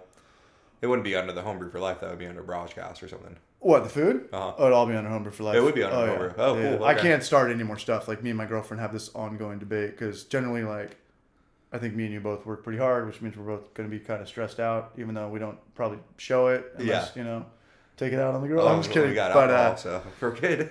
But just, like, to learn this took me forever. Oh, I can imagine. That looks complicated. It's super complicated. When anything's overwhelming when you have no idea what it is. Yeah. And then you learn it and you're like, it's so easy. YouTube videos, I'm assuming, right? Right. The Spotify broadcast thing, that's like $50 a month. And that's the easiest to do. But there's a lot of variables I can't control with that. Like Jorge was doing it last night. And I think I've only done one in person. Like if we do it, it would just be here. And the audio is going to sound the best. Right? Oh, okay. So like Ryan from Battle Mage, great podcast. We were cracking each other up. But he was like moving around in his chair and something was like clicking the whole time. And I was like, picking it up. Like, stop doing that. He's like, dude, I have OCD. And I was like, okay, but people can hear that. Like, right. Like to make it real. That's the easiest one. I started doing Twitch. It's just a fancy word I really don't know. Is that another streaming service? Yeah, it's like it's more video games oriented, right? It started with that, but now it's like everybody, like DJs and bands and comedians are doing it. It's a live stream. It started with video games. It started like League of Legends for the most part. Okay. Competitive. Yeah. And I'm doing that, and I worked really hard last year, and my whole family still thinks I'm like a fucking joke. They're like, "Well, you make a video today, and then when do you upload?" I'm like, "Well, there's like a couple days of research, and then like a day of writing, and then like editing." That's because there's videos like I've tried to like, "Hey, today we're gonna see if this works," and I'll spend all day doing it, and I can't get it to work, or there's a leak or a melt or something. I'm like, I just have to scrap it, and I just wasted a day. Yeah, fair. So I'm trying to do either. Me and my girlfriend kind of had this conversation today. I either need to do Homebrew for Life is the pulse of all my bullshit. Twitch, broadcast, Spotify. Right. I either need to bring somebody on, which I can't afford. Right. Like an actual editor. Like we can all hold cameras and boom mics and hosts and stuff like that. But I need someone actually like to spearhead their own project. Right. Like, hey, you're in charge of that. My dream is to have Homebrew for Life videos where someone's just telling me what to do. Yeah. That's my, like, I just show up and they're like, hey, like, today we're going to chug a beer, slow motion, that. And then I'm out, you know? That'd be cool. That's my dream. Right. Or even for this, like, if I just, like, have some Baba Booey or Babs or Kevin, like, I just show up and I'm like, Cool, I sit here, I drink 3 beers, have a good one. You know, it's like, this took me an hour to set up. Like, this took, we had problems with this motherfucker. We've always had problems. Me and Trevor had the same problem. And, that'll take some time. Or it won't, and I just got to deal with it, and that's... Get a real day job, huh? I have to get a real day job? Yeah. Well, I think I'm kind of past that, but, who knows? Good question. CH_brews. CH_brews. And I'm actually surprised Enzo isn't in here. Oh, yeah, good old Enzo. But we got 52 He's people. probably working. At Carlsbad Brew Supply? I think they're open. Oh, what time's it? I think they're open till 6. They've got the weirdest hours. They do. I never know. They've got the weirdest fucking hours. They're just always there, so I just kind of text Raul, and 9 times out of 10, he's just there with the door locked. So it's like 10 a.m., so I get it, but be open. Shit, man. People got lunch breaks at 10 a.m. The one good thing about, or a good thing that's going on right now is that Bear Roots just put a ton of money into making their homebrew store way better. They got cans now. They got their new owners been putting some effort towards it. Yeah, and North County really needed a good homebrew store because we used to have them, and now we don't have them anymore. And I don't mind Carlsbad homebrew. It's small, but they got everything you need. But Bear Roots is cool too. I think Bear Roots maybe carries a little bit more of an inventory. Oh, for sure. Carlsbad Brew Supply has like 5 grains. No, they have like 10. They got 20. I think they're limited on they don't carry many different yeast strains. What was the best one though? Hydro Brew? Oh, no. Oh, are you talking about North County or all San Diego? I like Hydro Brew. I like Ballast Point's homebrew shop, and I like home brewing in North Park is pretty cool too. I've never been to North Park homebrew shop. It's fancy. A lot of shit there. Remember going to Hydro Brew when Lars was there, and he'd give you. I remember going to Hydro Brew when Maury worked there, and he was kind of an asshole to me one day. Maury was? Yeah. Let's hear it. He just I don't recall much from it, but he was just being super short and cold with me. And usually, they would always offer you a little splash or whatever. Yeah, they have the fridges behind that. So I asked him, I was like, "Hey, you got anything back there?" He's like, "No." What a douche! You asshole. Oh man. Here's $40 for my grain. See you later. Have you ever talked to him about it?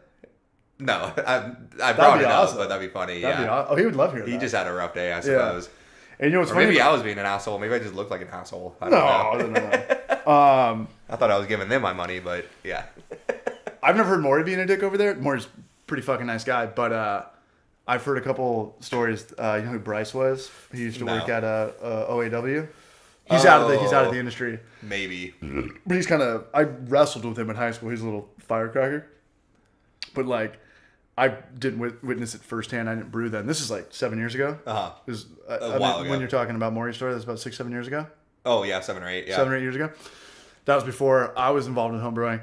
And I guess Bryce would people come in and they know it's always cheaper online, but they go in there for an experience. They want to ask a million questions. Or you need it now.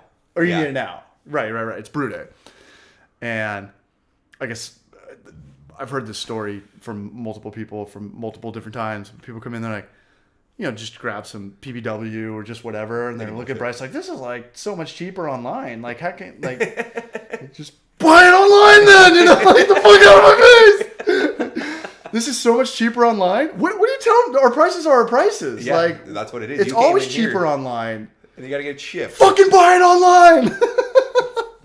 Get the fuck out. Do you let homebrewers buy grains from your brewery? No. I have a few good regulars that will buy bags of grain from me, but it's pretty seldom. I just add it on to my order when I go pick it up from BSG. Yeah, there's 2 or 3 people I do that for, but that's pretty much it. It's Richard, Mac, and that's it. Who's that? Just homebrewers. It's half off when I buy a bag for them. Yeah, you were cool to me. I was trying to get a 55-pound bag of 2-row through you, but there was a backup or something. I thought I got it to you. No. No, I got mine from Mage. Oh, really? Yeah, but I remember talking to you a couple times. If you ever want to do it. Yeah. No, I appreciate that. What was the issue? Now everyone's gonna hit you up, man. Let me get some Well, now I get my baseball from Booze Brothers. I don't know. So. You just said maybe it was there and I didn't pick it up, or I think I had it reserved for you to go pick it up. You just never picked it up? Maybe, yeah. I don't Lost in remember. translation. It could have been. I got it though. I think Battle Mage sells me one for $40. Is that a good deal? Yeah. They wouldn't rip me off. They would never rip me off. 70 cents a pound, whatever. Yeah. That's about right, $40. And you're really Yeah. not saving that much money. I just want to have it to have it, right? Oh, Like my dude, meal you're, and everything. I mean, 55 pounds of grain at a homebrew shop would be $80-$90. Oh, what? It's Was double it the price. $1.50 a pound? I would say. I haven't bought that in a long time. That's him. What's a normal Yeah, price per pound for just pale two-row? Yeah, for all you guys that have diehard local homebrew. I think it's $1 at least. Well, I know that. I know 2 rows the cheapest. I know Pilsen. I think the homebrew shop's almost double the price per pound. Which it's fair. They gotta make their money. For sure. How did they approach a brewery to do this? What are we talking about? Buying the grain. I just happen to work the bar a lot, so I just get to chatting to people, and if they're friendly enough, I'll help them out. It's really not that big of a burden to buy a bag for a regular. I just don't do it. Not many people ask, I guess, and if I don't like the person, I'll just happily say no. But for our regular tasting room people, I have no problem doing it. I don't go out of my way. I just add it on to my next order. That's a good question. I mean, that's a good thing you said. Like, it's kind of a weird. That would be a really shitty thing for someone to ask. If you didn't know the owner of the brewery, Yeah, like, hey, can I buy some grain? We have to have a like, repertoire with say them. what? Yeah. You want me to like stop what I'm doing to like do what? Right. I don't think it's that big of a deal, but usually you don't interact with the back of the house like that, if that makes sense. Even like Booze Brothers. Oh, there you go. $100 for. Is that BDA Jedi? Is that What's up, Jedi? I know who that is, I think. But 50. So $100 for a 50-pound bag. From a brew store? That's what they just said. Yeah, you got to work out. You got to figure something better out. $1.59 per pound. So do the math on that. $70, $80. Yeah. Okay. So they're doubling the price. Right. Which is understandable. Shout out to Battle Mage. Thank you for that. Thank you for the lining that up for me. Oh, yeah. Maybe I'm the idiot. What up, Quinn? What's going on, man? Quinn. $1.10. That's pretty cheap. That's you're up there in Washington State, Thelonious. So I'd imagine like, well, actually, I'm probably thinking from like a hop sense, but where does BSG? You know, where does that come from? Milwaukee, Minnesota. Minnesota? Yeah. I don't know. Just in my head, I was thinking about like.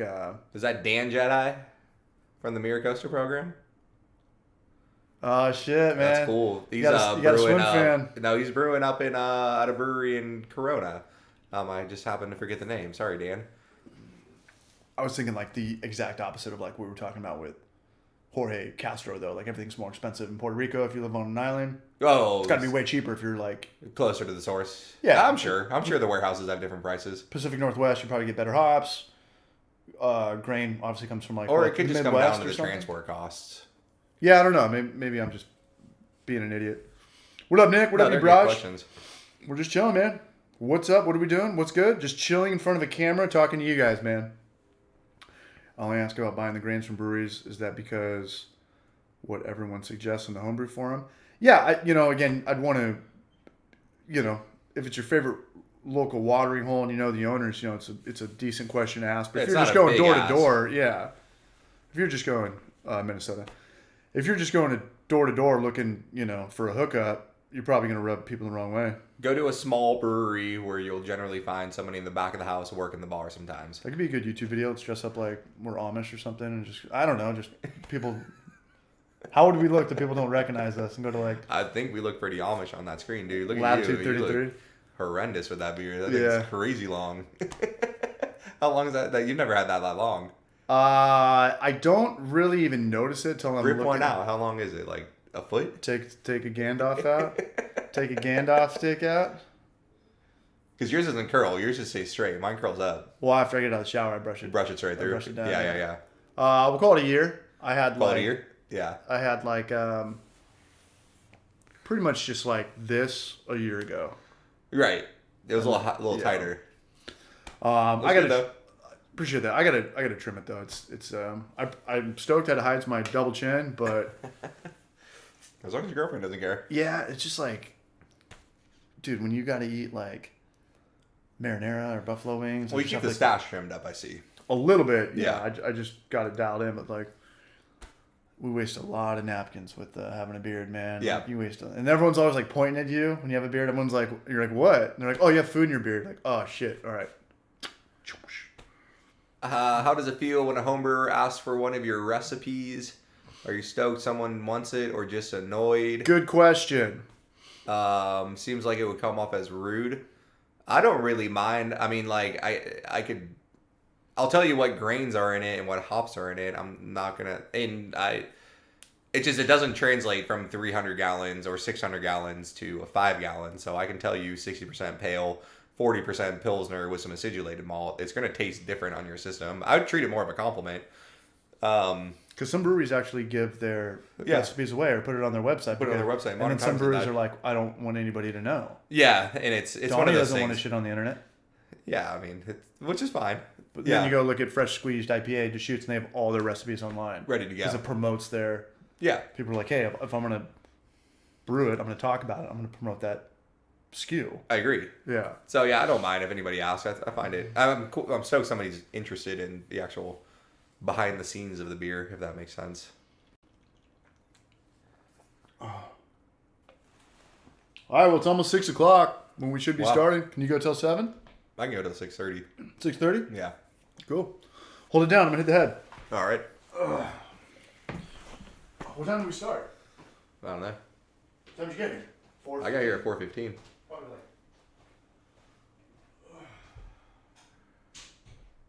But yeah, again, I don't really... If you want to buy grain from your local brewery, just go, again, to a smaller one and then just frequent it and buy mini pints there, and it won't be a big deal. I would just wouldn't cold call a brewery to buy grain from. It probably won't happen. Yeah, sorry, homebrew moron. We started early today. Started about 4:30 rather than, I think we scheduled it for 6 originally.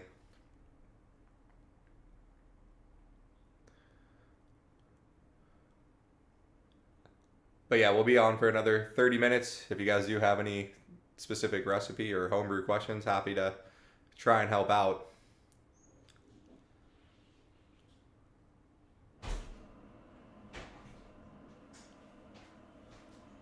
$6:30. 6:45? We'll say 6:30 and see where it goes. Cool. What do we got going on? Who's talking shit? Homebrew moron. What up, moron? Homebrew He's the moron. barrage. There's your beer. That's mine right there. Okay. NBC?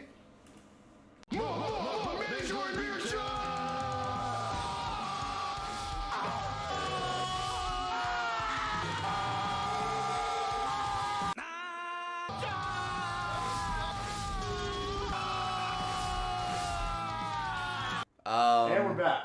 Favorite hop in late 2020.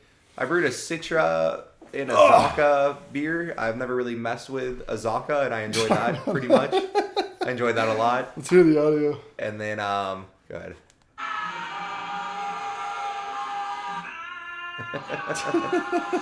Oh, is that one dude, the regular at Booze Brothers? He comes into Culver too.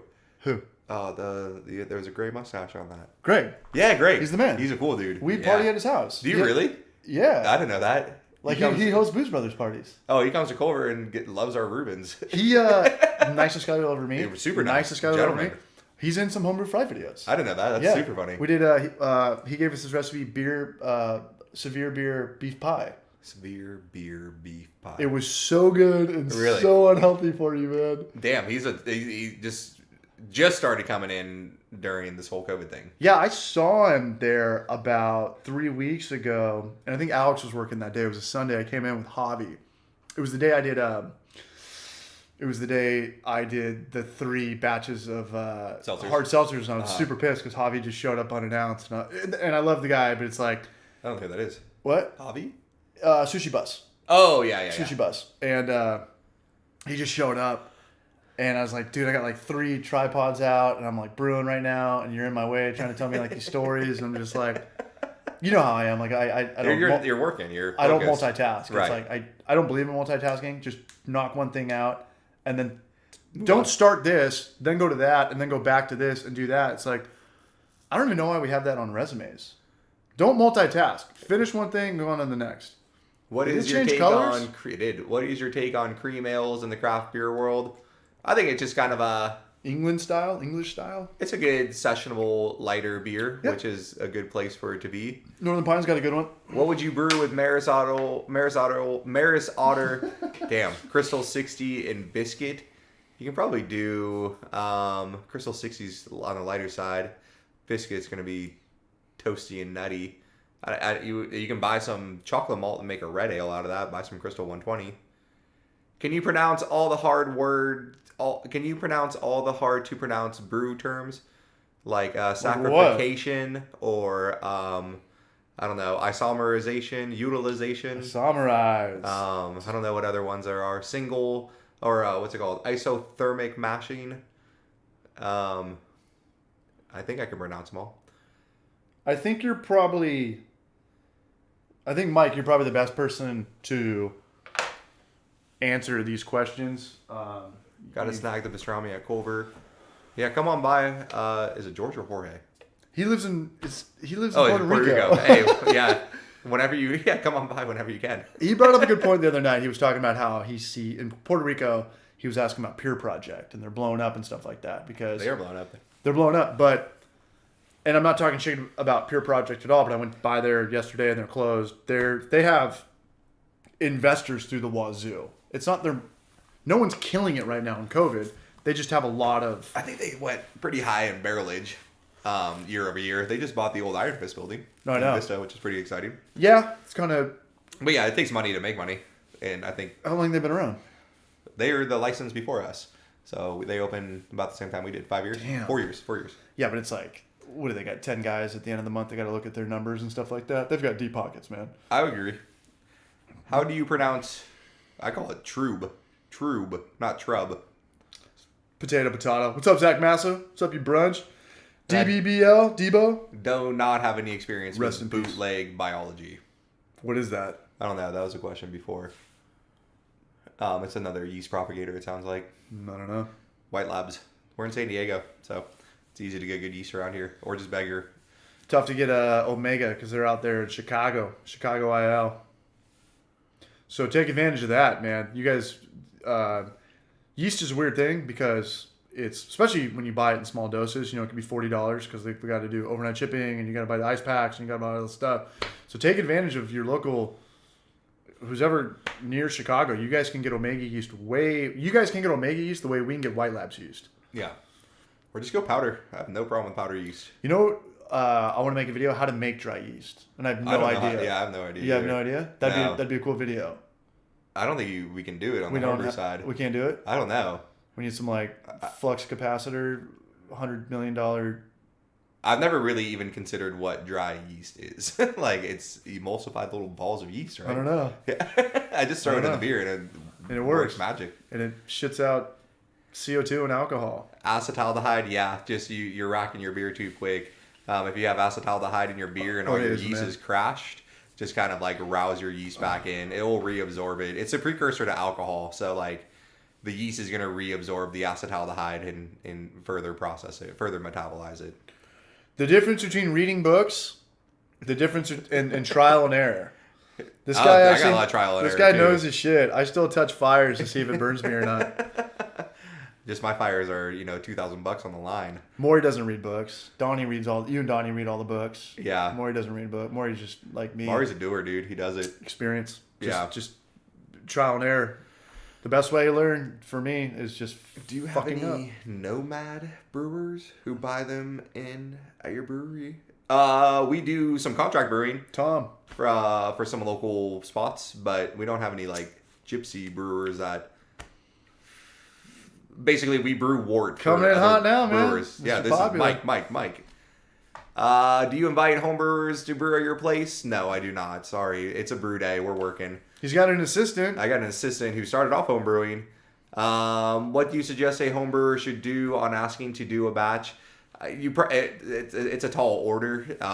We're trying to get in and out in a 6 to 8 hour period. But again, just kind of go to a smaller brewery and frequent the bar and hope to catch eyes with somebody in the back of the house. What up, Josh? what is your take on brewing programs like American Brewers Guild? I teach a brewing program, so I'm very much in favor of brewing programs, but just make sure you have a goal going into the program. And I don't know, go to a hands-on program. I feel like that's a little bit more applicable than just learning from lectures. And I'm biased. Cool, that was all of them. Philly Sour, we got one in the hallway. We got one in the bathroom right now, and I'm gonna make a video on it. It's gonna come out in the next 2 weeks, and I'm gonna talk about my whole experience with it. Me and Donnie made like a yeast starter like an hour before. Oh yeah, you got going. Okay. Yeah, and it's fermenting, and I tried a little bit, and it tastes a little bit sour. It tastes a little bit Belgian-y, and somebody said that that's what happens, and you got to let it. When you put something in a keg and then give it a week, some aggressive notes die out, like cloudiness or... I gotta read into that yeast. That sounds super interesting. You can't reharvest it though, from what I understand. You cannot reharvest it. Okay, so it's one and done. And then like at your scale, you'd probably have to spend what, $500 to get like a brick of it? Oh, I don't know what they charge for it, but yeah, it could be anywhere from $80 to $150. That's it? Not for a full pitch, for a brick. I use 2 bricks for pitch. Okay. Yeah. Okay. By Nomad Brewer, I'm thinking brewmasters like Mikkeller, who doesn't have their own brewery. I'm gonna make the chat last longer. I'm gonna figure this out. We don't do that personally at Culver, but we will produce wort for some smaller breweries in town that can't, they have a 3-barrel system. I have a 10-barrel system. It's 3 brew days for them to make the same amount of wort as 1 brew day for us. So we'll make the wort, and we will not ferment it on our property. They'll take it to their own location. We do that often. Did this do anything? It was better in Twitch. So let me write something. So I've got size, and I've got always show messages. Oh, and then it'll just keep scrolling up. That makes sense. What is Now it's blue. What does this mean?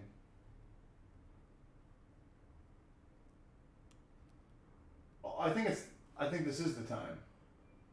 So we'll let them try to go in for a week. Did it crash? Are we back? Did we get any other questions? Rhino, absolutely, man. One of the best interviews. What are you talking about? What's the one about that, Mike? Is it rude if a homebrewer brings a beer to a brewery to get some feedback? No, not really. But again, just you may not interact with anybody from the back of the house, so you might just be dropping off a bottle of beer, and it might not go anywhere. Just depends on the brewery you're visiting, and again, I wouldn't do it on your first visit. Just kind of frequent the spot, and you might run into someone who. No, I can't see shit.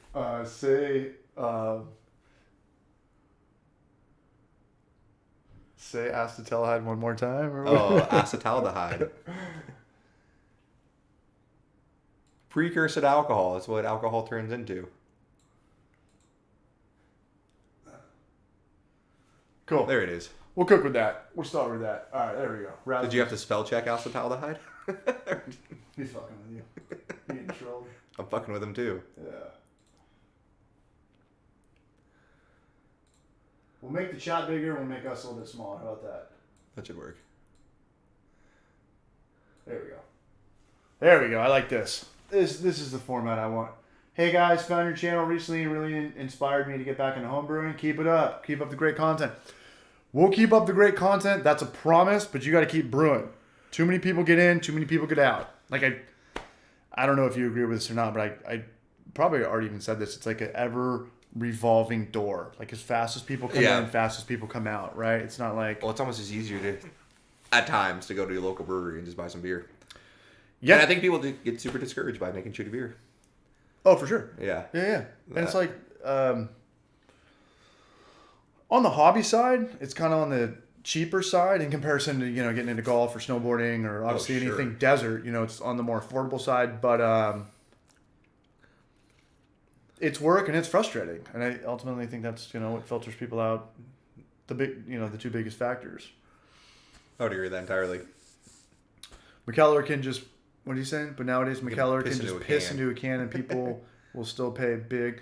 And I've said that before, like back to what Rasmus is saying, is like, if you have a good beer, if you go to Culver, Booze Brothers, if you go to Culver or Booze Brothers, Battle Mage, right? And you have like their, we'll call it vanilla cream shake, milkshake, lactose, sour, whatever IPA. If you love that beer, like that's as best as it's ever going to be. Like if it blows up, you know, they're going to cut corners. Like even going back to like Jack Daniels and stuff like that. There's so much like artificial flavor and caramel flavors in now. Like back in the day, it was like they didn't have barcodes on this. This was like the real shit. Right. And it had to be fresh. So if you like something, that's as best as it's ever going to be. It's never going to get better than that. Right. It's never going to get better than that. McKellar's all just... I like McKellar, and I know a lot of people that work down there too. They have great branding, and they're definitely right place, right time. And they're worldwide. They have locations in Hong Kong and England. They're just not a San Diego brand. They're international. I got a lot of respect for McKellar. What was I gonna say with that? Anyway, it'll come to me. What's up, Gonzo? What's up, you Bronge? I mean, the people getting out of it means cheap stuff on Craigslist. That's what I'm saying. That's how I know people are getting out of it, because every day in any city in America, you're gonna find mash tuns, glass fermenters, plastic buckets, maybe some corny cakes. Those are tougher to come by. And remember when corny cakes were like $80 used? Oh, yeah. They were like $40 used. Oh, really? Everything on Craigslist, every homebrew stuff is so cheap. The best time to brew beer is right now. Huh. I made a video that was just me kind of looking over Craigslist, and there was a post that had a corny keg, a mash tun, and a stainless steel boil kettle with a welded ball valve and a thermometer. Okay. $100. That's pretty good. Back in the day, it would have been like $300. Yeah, easily. Wow. $100. They just want it out. They just want it's taking up space. That's what it is. It does take up a lot of space. And they're stoked that like it has resale value. Most stuff doesn't. You have to throw this fan away, this television away. No one's gonna buy a $10 television. Right. Know? Yeah, I would say with the most thing with homebrewing too is just like you have to have a certain minimum setup. You have to have obviously the hot side and the fermentation control and the temperature control for fermentation temperatures. And you got to put it into a keg and have a kegerator and some way of pouring it. That's the bare minimum to me. Don't bottle it. That's hard. No, bottling is like I'd rather keep brewing the same beers over again. Like, that's what I always say. I always say focus on your twice. Focus on your. As you just said right there, I've been homebrewing for over a year, and each batch getting better. So keep at it. Absolutely, your first batches aren't going to be good. You got to learn the hard way. What up, Tyler? What's up, you Barrage? First 5 years is great. I know this is like so ADD'd out, right? We're like this is why I keep the Spotify broadcast different, because there's no way I'd record this and somebody would listen to this on Spotify. I legit didn't know how to say. Sorry, yeah, it's just acetaldehyde. And I agree. McKellar is a big deal in San Diego here. They push out a lot of beer and they ship it all over the country. I've never had a McKellar beer in my life. They're good. I've never had a McKellar. Not talking that's a good or bad thing. I've just never had one. My old head brewer at Manzanita is one of the lead brewers there, and he does all the barrel aging there. They have a fun barrel aging project. I've never had a Ninkasi beer either. Ninkasi? I don't know if I've had a Ninkasi either. They're big, or they were big. They yeah. I don't even know where they're at. Oregon? Yeah. Yeah. Pacific Northwest for sure. Always use a blow-off tube. Airlocks are pointless. Changed my mind. I never use a blow-off tube unless I'm using turbo yeast. Did I change your mind? Well, here's the thing. Like, I brew in 5-gallon Home Depot fermenter buckets, and you still get a couple inches with that. It's not like a perfect 5-gallon that like flows over. Right. It's like 5 and probably a quarter. And if you have like a double IPA or some barley wine or some wee heavy or something, blow off might be in the cards. But no, I never used blow off tube. Changed my mind. Matthew Kaiser, I do recommend going to try and working at a production brewery. There is a jump from homebrew to production brewing, but you're already so far into it with the home brewing that it's going to be a smaller jump for you. But cleaning and waiting weeks to try your beer makes the hobby difficult to stay in. I completely understand that. You're talking 3 weeks from when you brew. Right. you can maybe drink a little bit of it and hope it turned out good. That's why I was saying what's the best innovation or invention in brewing this year? Kvike, solely based off time. Solely based off like sure. back when I got into brewing, the old wives' tale was just 2 weeks. Like just everything sit for 2 weeks. And it's like I can brew, ferment, keg, 12 psi, and probably with 1 week now. With no temperature control. With I got my little DIY shit that I do. Like that's what We don't need to if you don't need to. You don't need to right now. With Kveks. Correct. You can ferment at 100 or whatever, right? I just put it in the bathtub and I just crank it up. There you go. And it's done in pretty much 2 days. And then you let it rest for a day to get rid of, bring everything down. And then you're cooking with grease. And home brewing, there's more innovations than there was 5, 6, 7 years ago. And everything's cheaper. Used. Craigslist-wise. And I saw some bros just talk about how in Iowa, the Craigslist stuff is scarce, which surprises me. I would think it'd be more scarce in, I don't know, Alaska or Hawaii, but not Iowa. But keep searching, man. Make it a habit. I don't even need anything right now. I have everything that I want. I think the thing that ultimately completes your own brew house is your own mill and your vacuum sealer. Like once you have that, like your single car garage or your shed, you're good. I buy hops and specialty grains, but other than that, I'm 100% dependent on myself. Any QA, QC program at Culver. We don't run our yeast more than 6 generations. And we don't really have a formal QC program by any means. But the whole point is to make sure that the beer ferments properly to our final gravity. So we really monitor fermentation performance. So QA, QC is pH and gravities every day on fermentation and really just paying attention. Brew in a bag, no problem with brew in a bag. Brew in a bag is just a cheaper form of all grain. Yeah. No sparge, right? No, and that's kind of what makes like these grandfathers and stuff. They are all in one until it comes to sparge. You're right. Like, well, it's not so fucking all in one, then is it, dog? Super thin mashes, I understand. So most of your beers will be dry on the brew in the bag. I still sparge with my every electric system is pretty much brew in a bag. You know, you're putting it in a basket and you're pulling it out. But I sparge. What is a max time frame you would recommend in the primary fermenter before racking? Depends on what you're making. I would say I'm more concerned about minimum time than maximum time. Get it off the yeast. The yeast will die and it'll add a flavor to it, change the color. Brew in a bag is, I'm reading from the bottom up. I'm probably doing the exact opposite. Yeah, we are doing the opposite. Well, it's 6:15. We're going to do one more beer. Do you want to do your hazy or do you want to do the Arizona guys beers? Whichever one you want to do.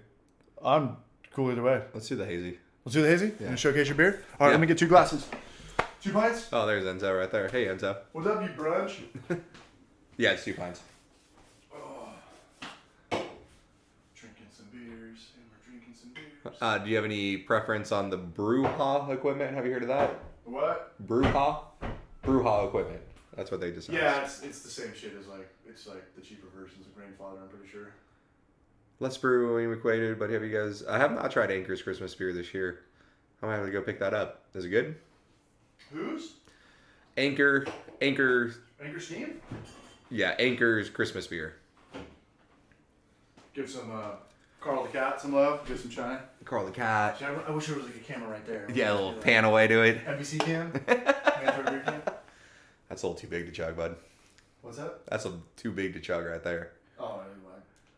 I'm not going to Bonzo if I chug this. No, exactly. Bonzo's far away from here. You can take the 76 all the way out, right? You're probably looking at a 30-minute drive. No, I know. Maybe I could just go to local routes and or Latitude 33. Super ride with the girl. Did it freeze? Or is it still going? No, it's all good. Go. Oh, it smells good. Yeah, we're excited on this hazy because we got that packaging unit coming soon. So we really wanted to nail in the recipe, and I think we did a good job. Ben isn't really. I'm sorry to come back on this. Ben isn't a brewer, correct? No. So you pretty much have all the say of like what's on the menu and what we're doing. I get considerations from them, but I have the final say. Sure. Yeah. Not saying that to flex. It just No, I know. Yeah. I mean, you're the. I'm the one that brewer. brews it. Yeah, Right. and it's based on what I can get too Right. on raw materials. How do you have Like if that somebody brewered? Ben were to say like I want a Nelson hazy IPA, I'd be like, sorry, bud, unless you want to spend $2,800 For what? The for the hops, right? Damn. What's the most expensive hop? Is that it? Citrus pretty expensive nowadays. God, that smells good. Nelson, yeah, I've never really messed with Nelson because we never could afford it.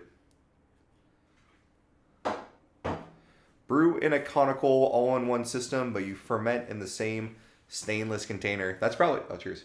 Cheers. That's probably pretty cool. I'll have to look into that because when you boil it, it's sterilizing it, and you don't have to move it around. I'll have to look into that. I don't know anything about it. You guys, does the audio work with just one mic like this? Because it makes my life actually easier.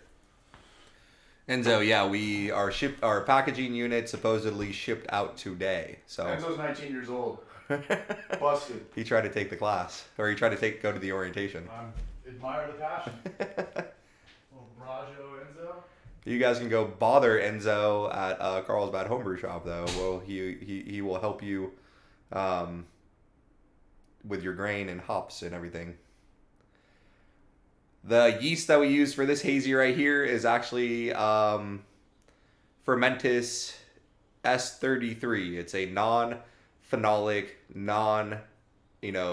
banana style Belgian yeast, which is really interesting. It's just the one that they recommend for their hazy IPAs.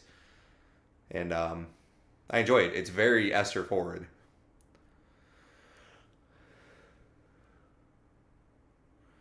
Biotransformation during dry hopping. You can find a lot of literature from the Master Brewers Association on that. They're doing a lot of research on it currently, and just what compounds, when the yeast metabolizes the compound, what does it turn into in the presence of what? It has a lot to do with pH plays a factor in it all. Hopefully there's an office one day in Vista, kind of over by you guys. People could just drop in. This thing could just roll. Oh yeah, take off like Chris or Donnie. Dave and Donnie will probably never do it. More, you can drop in. I would or love for Dave to do this. That'd be so interesting. Oh, he wigs out pretty hard. Does he? Yeah, when the camera's on, he's not into it. He's a little swirly. Yeah, they just can't say the correct answer. They'll just I love both of them, Dave and Donnie, though. Yeah. I could see that. Did you watch the Battle Mage or the Homebrew for Life Booze Brothers video? I'm like, tell me how long you guys have been brewing. They're like, oh, we started 6 months into the future. We're like, what the fuck? The year it wasn't even. Yeah. Damn, what a great answer. Yeah, and then Donnie started taking the questions too serious, and Dave's just like, you sound like such a fucking douchebag. And Donnie's like, Jesus, bro.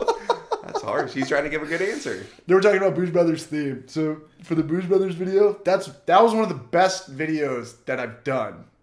That was one of the best times I've ever had. And Dave's whole idea was because we made the Battle Mage video, and it was just super long. It was pretty much more of a podcast format. Uh-huh. We're we're gonna This do this. recent? No, it was 3 Okay. years ago.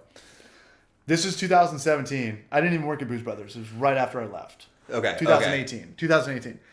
And Dave, just knowing, Dave is he's kind of like me. He's got that Beetlejuice in him. Let's just Get going. get going. Yeah. Let's fucking people. Let's go. Let's go over here. Let's just, We're partying. Yeah. And he wanted to do 6 questions, but each question we had to be somewhere new. So for the first question, it was and they're walking. The second question was at a park. The third, we wanted to go to Battle Mage. The fourth question, they wanted to be on their roof. And Jesus. Damn. Yeah. Just For 5-second question. I'll send you the video. Okay. And then at the end, Dave's I asked something hey, what's your advice to future homebrewers or future people opening up breweries? He's like, don't do it, or you'll end up like this. And he grabs a skull from Battle Mage. Jesus. But they're two of the raddest people that are. They're some of the most fun people in this industry. They are, I think, all good friendships or conversation. I think most people I'm really good friends with are mostly introverts or more quiet, kind of like Donnie's, because you can't have two like shitheads or two quiet guys. Yeah. And Dave and Donnie are like the perfect yin and Balance, yang sure. of like. Agreed. We got the cerebral guy that reads books, and then we've got like the business outgoing guy that like dropped out of like junior high, and then just started working. You know, like that's just Dave. Answer that question I saw up there. Yeah, the S33 doesn't attenuate very well, which is important on the hazy IPAs. And this is such a protein-forward beer. It finished out at 4.5. If North County Brew Scene was Letterkenny, who would be Shorzy? What's Letterkenny? Oh, you never watched Letterkenny? No. It's a great TV show. Is It's it kind of comedy? like a Trailer Park Boys-ish Canadian comedy. It's on Hulu. No. It's funny as fuck. I'd really recommend it. I just watched Game of Thrones on repeat. I don't know who would be Shorzy, though. Unfortunately. Oh, that's Trevor again. You haven't watch Letterkenny, dude. Just get into it. I had to turn The Office off. I'm the only person on planet Earth that hated The Office. I've never watched The Office. I can't stand Steve Carell. Really? Can't stand it. It's too awkward for me. Did you like Trailer Park Boys? Can't stand it. Always Sunny? Can't stand it. Oh, then you won't like Letterkenny. I like Married with Children and the Ali G Show because it's just the best. I just want the best. Because everyone's comedy is the most subjective form of art, I think, in the world. Yeah. And if you don't get it, what is comedy? Obnoxious. Right. Annoying. You didn't like Trailer Park Boys. That's one of my favorite Never really gave it a shows. chance. Never gave it a chance. That's different. I did with Always Sunny in Philadelphia. I hated Seinfeld. Damn. But I loved Curb Your Enthusiasm. Okay. Yeah. You got a full... Okay. Yeah. Just finishing it out. This is just the COVID asbestos part. Yeah. Dregs. And the more something people are like, dude, it's so funny, the more you're gonna hate it. Someone's Yeah. like, the more it's like, dude, Lord of the Rings 3 is like so good. Somebody You're like, shut the fuck up. With what was that TV show that just won so many awards? It was called Schitt's Creek. I heard it was okay. No, I heard from so O'Hara. many people like it's so funny. I was like, the more you tell me it's funny, the less I want to watch it. And the less and it's I not hated gonna the be first funny. episode, Right. and then finally fell in love with the show. It was a great show, but it is a good show. Catherine really O'Hara is well the done. best from Dude, yeah. Home Alone. Yeah, Mara. Yeah. Yeah. And the exact same thing happened to me where I was the last person to see the movie The Hangover. And if I saw the movie The Hangover, like Jorge George has never been to Culver. Shout out to Culver for the 2 Sammys, 1 Crowler special. It is a deal. Unless there's 2 Jorge Castros. But I'm gonna take heat for Married with Children. I passed myself too much. I don't know what that means. Trailer Park Boys epic. More often than not, I never really gave it a chance. But Mike's right. If someone that says like, and that was a big thing with getting off beer. There was a famous scene from the '80s where Louis C.K. opened up for Jerry Seinfeld. Okay. And Louis C.K. said, hey, this next comedian coming on, he's the funniest guy in the world. Like, make a big round of applause. And he's like, Jerry Seinfeld, as soon as he was done with the set, he ran up to me and just chewed me the fuck out. And he's like, what did I do wrong? He's like, you never say you hype somebody up like that. Like, this is the best thing ever. Because immediately the audience, what does their psyche do? It goes, oh, really? Yeah. Best ever? You just fucked my set up, dude. Like, fair. So when someone's like, you got to check out the movie The Hangover, it's the funniest movie of all time, I'm like, A, no, it's not. I guarantee you Tommy Boy's funnier. And B, you're making it worse for me right now. Right. If I saw it organically, The Hangover, I'd be like, this is pretty good. I'm going to tell my friends about it. If you're like, this is as good as Caddyshack or Animal House, you're like, you're fucking crazy. All right, later, Matt. Cheers, buddy. Happy New Year. Later, Bronch. I think we're at the tail Hey, end. Greg. I sent your beer out. Greg Winters, what's going on, man? I sent your beer out to, I think it was Missouri. And I wanted to confirm your address. So I was actually like looking at like your Zillow and stuff like that. And you can get a fucking huge house in Missouri for like $200,000. Damh, I could buy You 3 can houses get for what I a just bought my house for. huge house in Missouri. Really? We got to move to Missouri. Let's do it, dude. Can you live in the snow? You just got to drink more Well, beer? shit, I can pay somebody to clear my driveway, I guess. Sure. Yeah. Seen Fargo? Refractometer versus hydrometer for gravity readings. I prefer a hydrometer. It's cheaper. Refractometers are going to change the reading based on the temperature of the wort you put I on saw it. it on the website. Locally toasted. I really enjoy the Easy Dens by Anton Parr. That's like a $400 unit, and it's a digital refractometer. That's what we use at Culver. I agree. Trailer Park Boys and Letterkenny are some of the most quotable TV shows out there. I'm with Enzo. Tommy Boy all the way with some Big Lebowski. I agree. I'm not downing any of those. I'm just saying. I'm like your water book. The more I watch Big Lebowski, the more I get the joke. Yeah. Get you a toe? Get you a toe by 3 o'clock, man. You want a toe? These guys are amateurs. Get you a toe by 3 o'clock. Dude, I gotta watch that movie again. Get you a toe by 3 o'clock. Yeah, hydrometer is just going to give you the most accurate reading, I guess. I wouldn't do a refractometer for final gravity. There is an adjustment you can do, but it's not really meant for it. Quick little hydrometer game strong. I always keep it in the flask with water in it because it's more likely to get knocked over if it's filled up with just tap water than it is. It's safe. You know, if you just got it rolling around and clicking on, you know, plastic or rolling around your workbench or something, it's just more prone to break. And those things break easier than, you know. They're very fragile. Yeah, so I just keep my flask with 2 flasks, 2 hydrometers, keep them on top in the fridge in the garage, keep water in them. Okay, that's smart. And I haven't broken one yet. Really? I haven't broken one yet. I've probably broken thousands. 10 to 15 over my career. Do you still do them? Like everyone? I use a digital refractometer. Yeah. I was we shot a video for Blake, Craft Coast. He was in there just twirling them, same shit as, you know, homebrewers. Yeah, just twirl it, read it, if it sticks. I just hate how much you got to dump. Yeah, it's like what, like a half pint? It's 10 ounces? 500 milliliters. Yeah. CH, you are so right. Right about what? Office Space is a great comedy. That was who's the creator of Beavis and Butthead? Mike Judge. Yeah. Mike Judge. That was a good comedy. You know what are funny movies? Who's the director that did Sideways? And he also did that movie Election with Matthew Broderick and Reese Witherspoon. You're much better with movies. I have no idea. It's funny. Yeah. It's kind of like Wes Anderson. Do you like Wes Anderson? Like Rushmore? Oh, yeah. Steve Zazu, stuff like that. It's kind of like that. He did the Royal Tenenbaums. Yeah. Very dark optimism comedy. Right. Dark optimism. Right. Does that make sense? Yeah. Dark optimism? Yeah.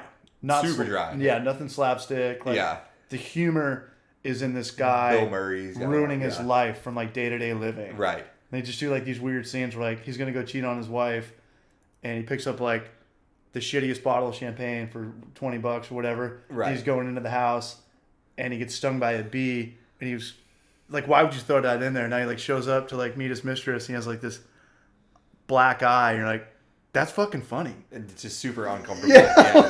I like Wes Anderson. I'm ready for love. That's one of the few I'm ready to directors cheat on my wife. Yeah. By name. Yeah. Cheers to the beauty. We got 55 people. Shout out to you guys, man. This is fun, man. Would you do it again? Okay.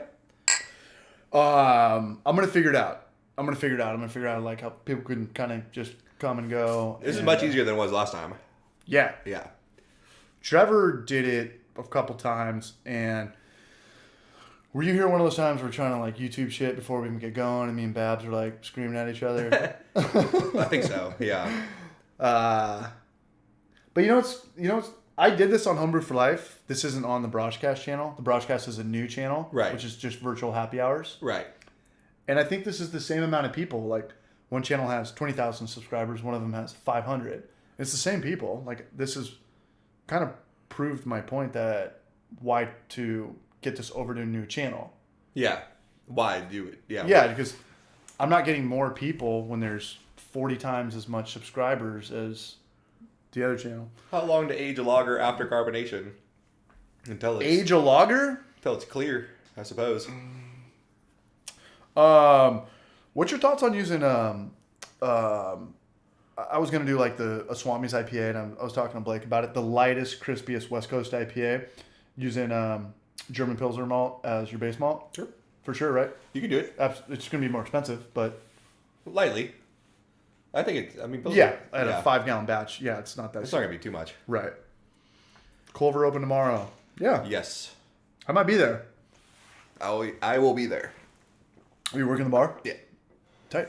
Cruising for Sando. I gotta figure out a way to what I'm doing for this water video, but I got my green screen. I know that much. Alexander Payne was the director of Election, filmed from Nebraska too, filmed here also. Shout out to Chris. Vodka. Check out Sideways and Election. It is. If it's already clear, Enzo, then just if it tastes good, then drink it. Yeah, Enzo. The fuck, man. Thought we talked about this. Nah, he's my barrage. There's no like set time frame. As long as it's clear and tasty, drink it. Twitch tonight? I might, Enzo. I'm reading it before it actually even shows up here. Do you guys use Biofine or what's the alternative? Yeah, our Gelatin? we do Biofine mostly. Our seltzer, we have used gelatin to clear it up. But your clarity starts in the kettle with Whirlflock, and then you move into your fermenter. You can use Clarex or Clarity Ferm if you want to, Shit. and then Biofine in the post fermentation. I think I sent it to Michigan. I think I said Missouri wrong. I was saying we could buy a house in Michigan for $200,000. My mom's from Michigan. I've been to Michigan many times. I like Michigan. It sucks in the winter, but it's really nice in the summer. Is that why the houses are $200,000? Oh, We could get a fucking depends on where you go. compound. Like I'm sure there's expensive parts of Michigan, but if you want to live in I want to live in Bronson 8 Mile. or Coldwater or some shit, it's 8 gonna be Mile. cheap. Ann Arbor. Ann Arbor, Michigan. Kalamazoo's got a good beer scene. I've been there. It's a fun word to say. That's a real thing? Kalamazoo. Kalamazoo? Yeah. Is it the one and only, or is there more of them?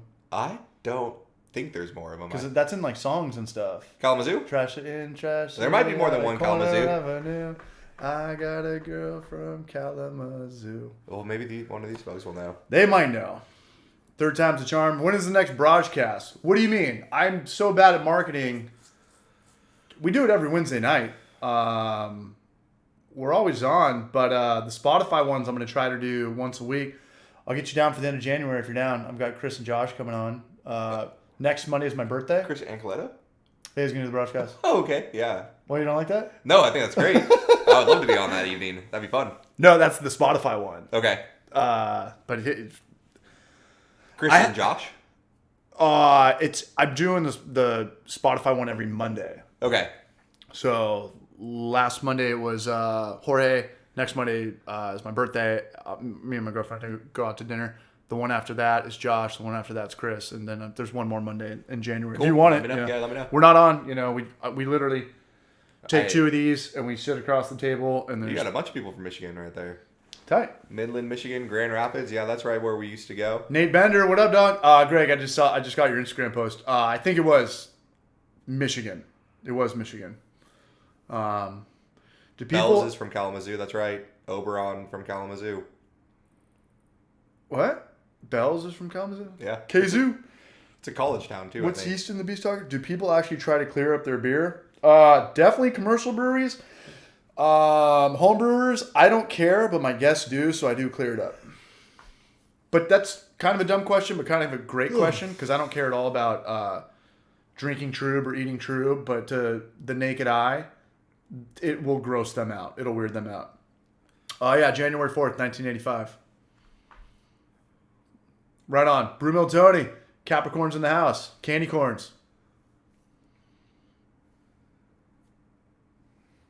6:26. We did it. We did it. Any last minute questions?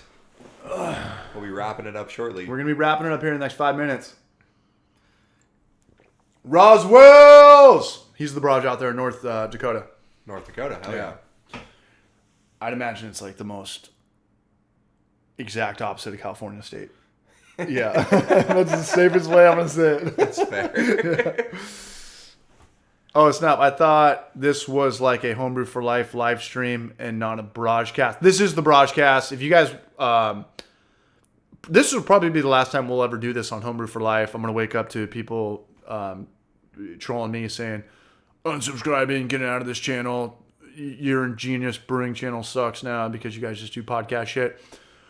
That's fair. Live your life. I feel like we've answered a lot of relevant homebrew questions. Yeah, but people want just like the 7-minute Homebrew for Life video. And this is like a conflict of interest that the people that are here right now always consider this like the 10%ers. Like they are the diehard homebrewers. Yeah. The other people just want like the people you're talking about that like watch the cooking channels that don't actually cook it themselves. Right. They just want like, everything's tight. 805. ISIS 805 IS. What up, Bronge? I've never brewed a Munich Dunkel, so I don't have many tips on that one. Sorry, bud. Thanks, Ruben. Appreciate that, bro. Buy Thanks, German guys. malts. Try my brew. How are we supposed to do that? Is that the one in there? No. His name is Ryan Ellens. No. This is our last beer, though. Unless you want to do one more. You got to drive, though, I gotta right? get my ass You home. got to get out of here. Yeah. Yeah. I had a few at the brewery. Yeah, so I we'll left. finish these up, right? You got a little bit of I got a little left. Sure, that's it. I'll head bob it over. Oh, okay. Yeah, check it out. Thanks, Rasmus. Check it out. Let's each plug our shit. We've got the broadcast on YouTube. That's the virtual happy hour. This is the last one that's ever going to be on Homebrew for Life. I can already tell that it means nothing in terms of, I thought there would be more people that showed up having on Homebrew for Life, but it's just the 50 diehards that watch it on the broadcast anyways. Appreciate that. Appreciate every single one of you. Spotify. Check out the broadcast. You'd come on and we talk about like, hey Mike, like tell me about the first time you started, the first time you brewed beer. Like just walk me through that day, and then it's just kind of however. I try to have stuff written down, but it's better when it's just like the conversation involves like a Flows. chess game or something. Right. That's it. What do you got to plug? Sour Spot in San Diego. Lost Abbey always crushes it. Stave and Nail in San Diego also does a really good job on their sours. Mike's a rock star. Thanks, guys. Appreciate that. What time are we open tomorrow? We'll be open at noon tomorrow. Noon to about 4, doing sandwiches and beers. To go only, of course. We do have a P.O. box. My only plugs are Culver Beer Company, locally toasted. We have a canning line. At Culver Beer Co. At Culver Beer on the Instagram. We have a packaging unit coming soon. We're not much outside of North County, so just come to Carlsbad and pay us a visit. And then Miracosta Brew Tech program going into the next cohort. You'll find more information at MCC_brew on Instagram, and that's a training program to become a production brewer. Come on, check that out if you're interested. We're grant funded for a little bit longer, but support your local brewery wherever the hell that's at, and we'll all get through this. 2021 should be quite a bit better. It's gonna be way better. Cheers to everybody. Yeah, Happy New Year's to y'all. Who's in here? Who's saying what's up? Matt, yeah, we got a P.O. box, Rhino. The P.O. box is in every Homebrew for Life video. That's cool that you know that. Shout out to Rhino for knowing that. David Palazzo, have you guys ever tried ICP's Whoop Dub beers? That sounds like Mandarin to me. No, I have not. That sounds like a ICP beer. Oh, that is ICP, Insane Clown Posse. Okay, no, I haven't. I said that today in my joke. I said today's the last Homebrew for Life video ever because I'm going to become a juggalo. A juggalo, yeah. Just that's just fucking kidding. funny. You know? Yeah. Whoop dub. I'm going on the road. Oh, I get it now. Shout out to Dave. He was he watched the earlier video. Thank you. Lex Steele, crack another beer. I got to get over to my girlfriend's. Mike's he's driving. He worked all day, but we'll be sure to do it again. And this is cool. And Jorge Castro, cheers. Lex, Tom, Enzo, you fucking sorcerer magician. Rhino, Rasmus, Happy New Year, Gonzo. Greg, I hope you enjoy your beers out there in Michigan. Pretty sure it was Michigan. And Yeast and the Beast, you are the barrage. CH, while I was in the Army, I called everyone Rockstar Hero. Rockstar was my go-to. Right on, man. Yeast and the Beast, keep the YouTube channel going. Manage your time. Everybody be good. Everybody have a good, safe New Year's Eve. And I promise you, unless something drastic happens, you know, me and Mike both die in 2021. 2021 will be a much better year, and it's a good thing to look forward to.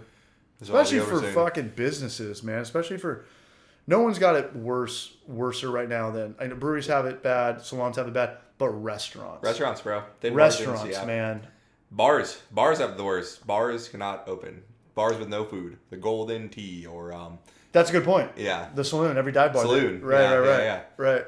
So they don't have. I was thinking it more of like an overhead standpoint, like sous chefs and chef, but sure. like at least there's still a couple of them They to do can to-go run to some extent. to-go sales. Yeah. So, hi baby, there's Britta. I'm coming over to you right now. Oh yeah, there's what's up. Quinn, Lex Steele, Ruben Ramirez. Cheers, man.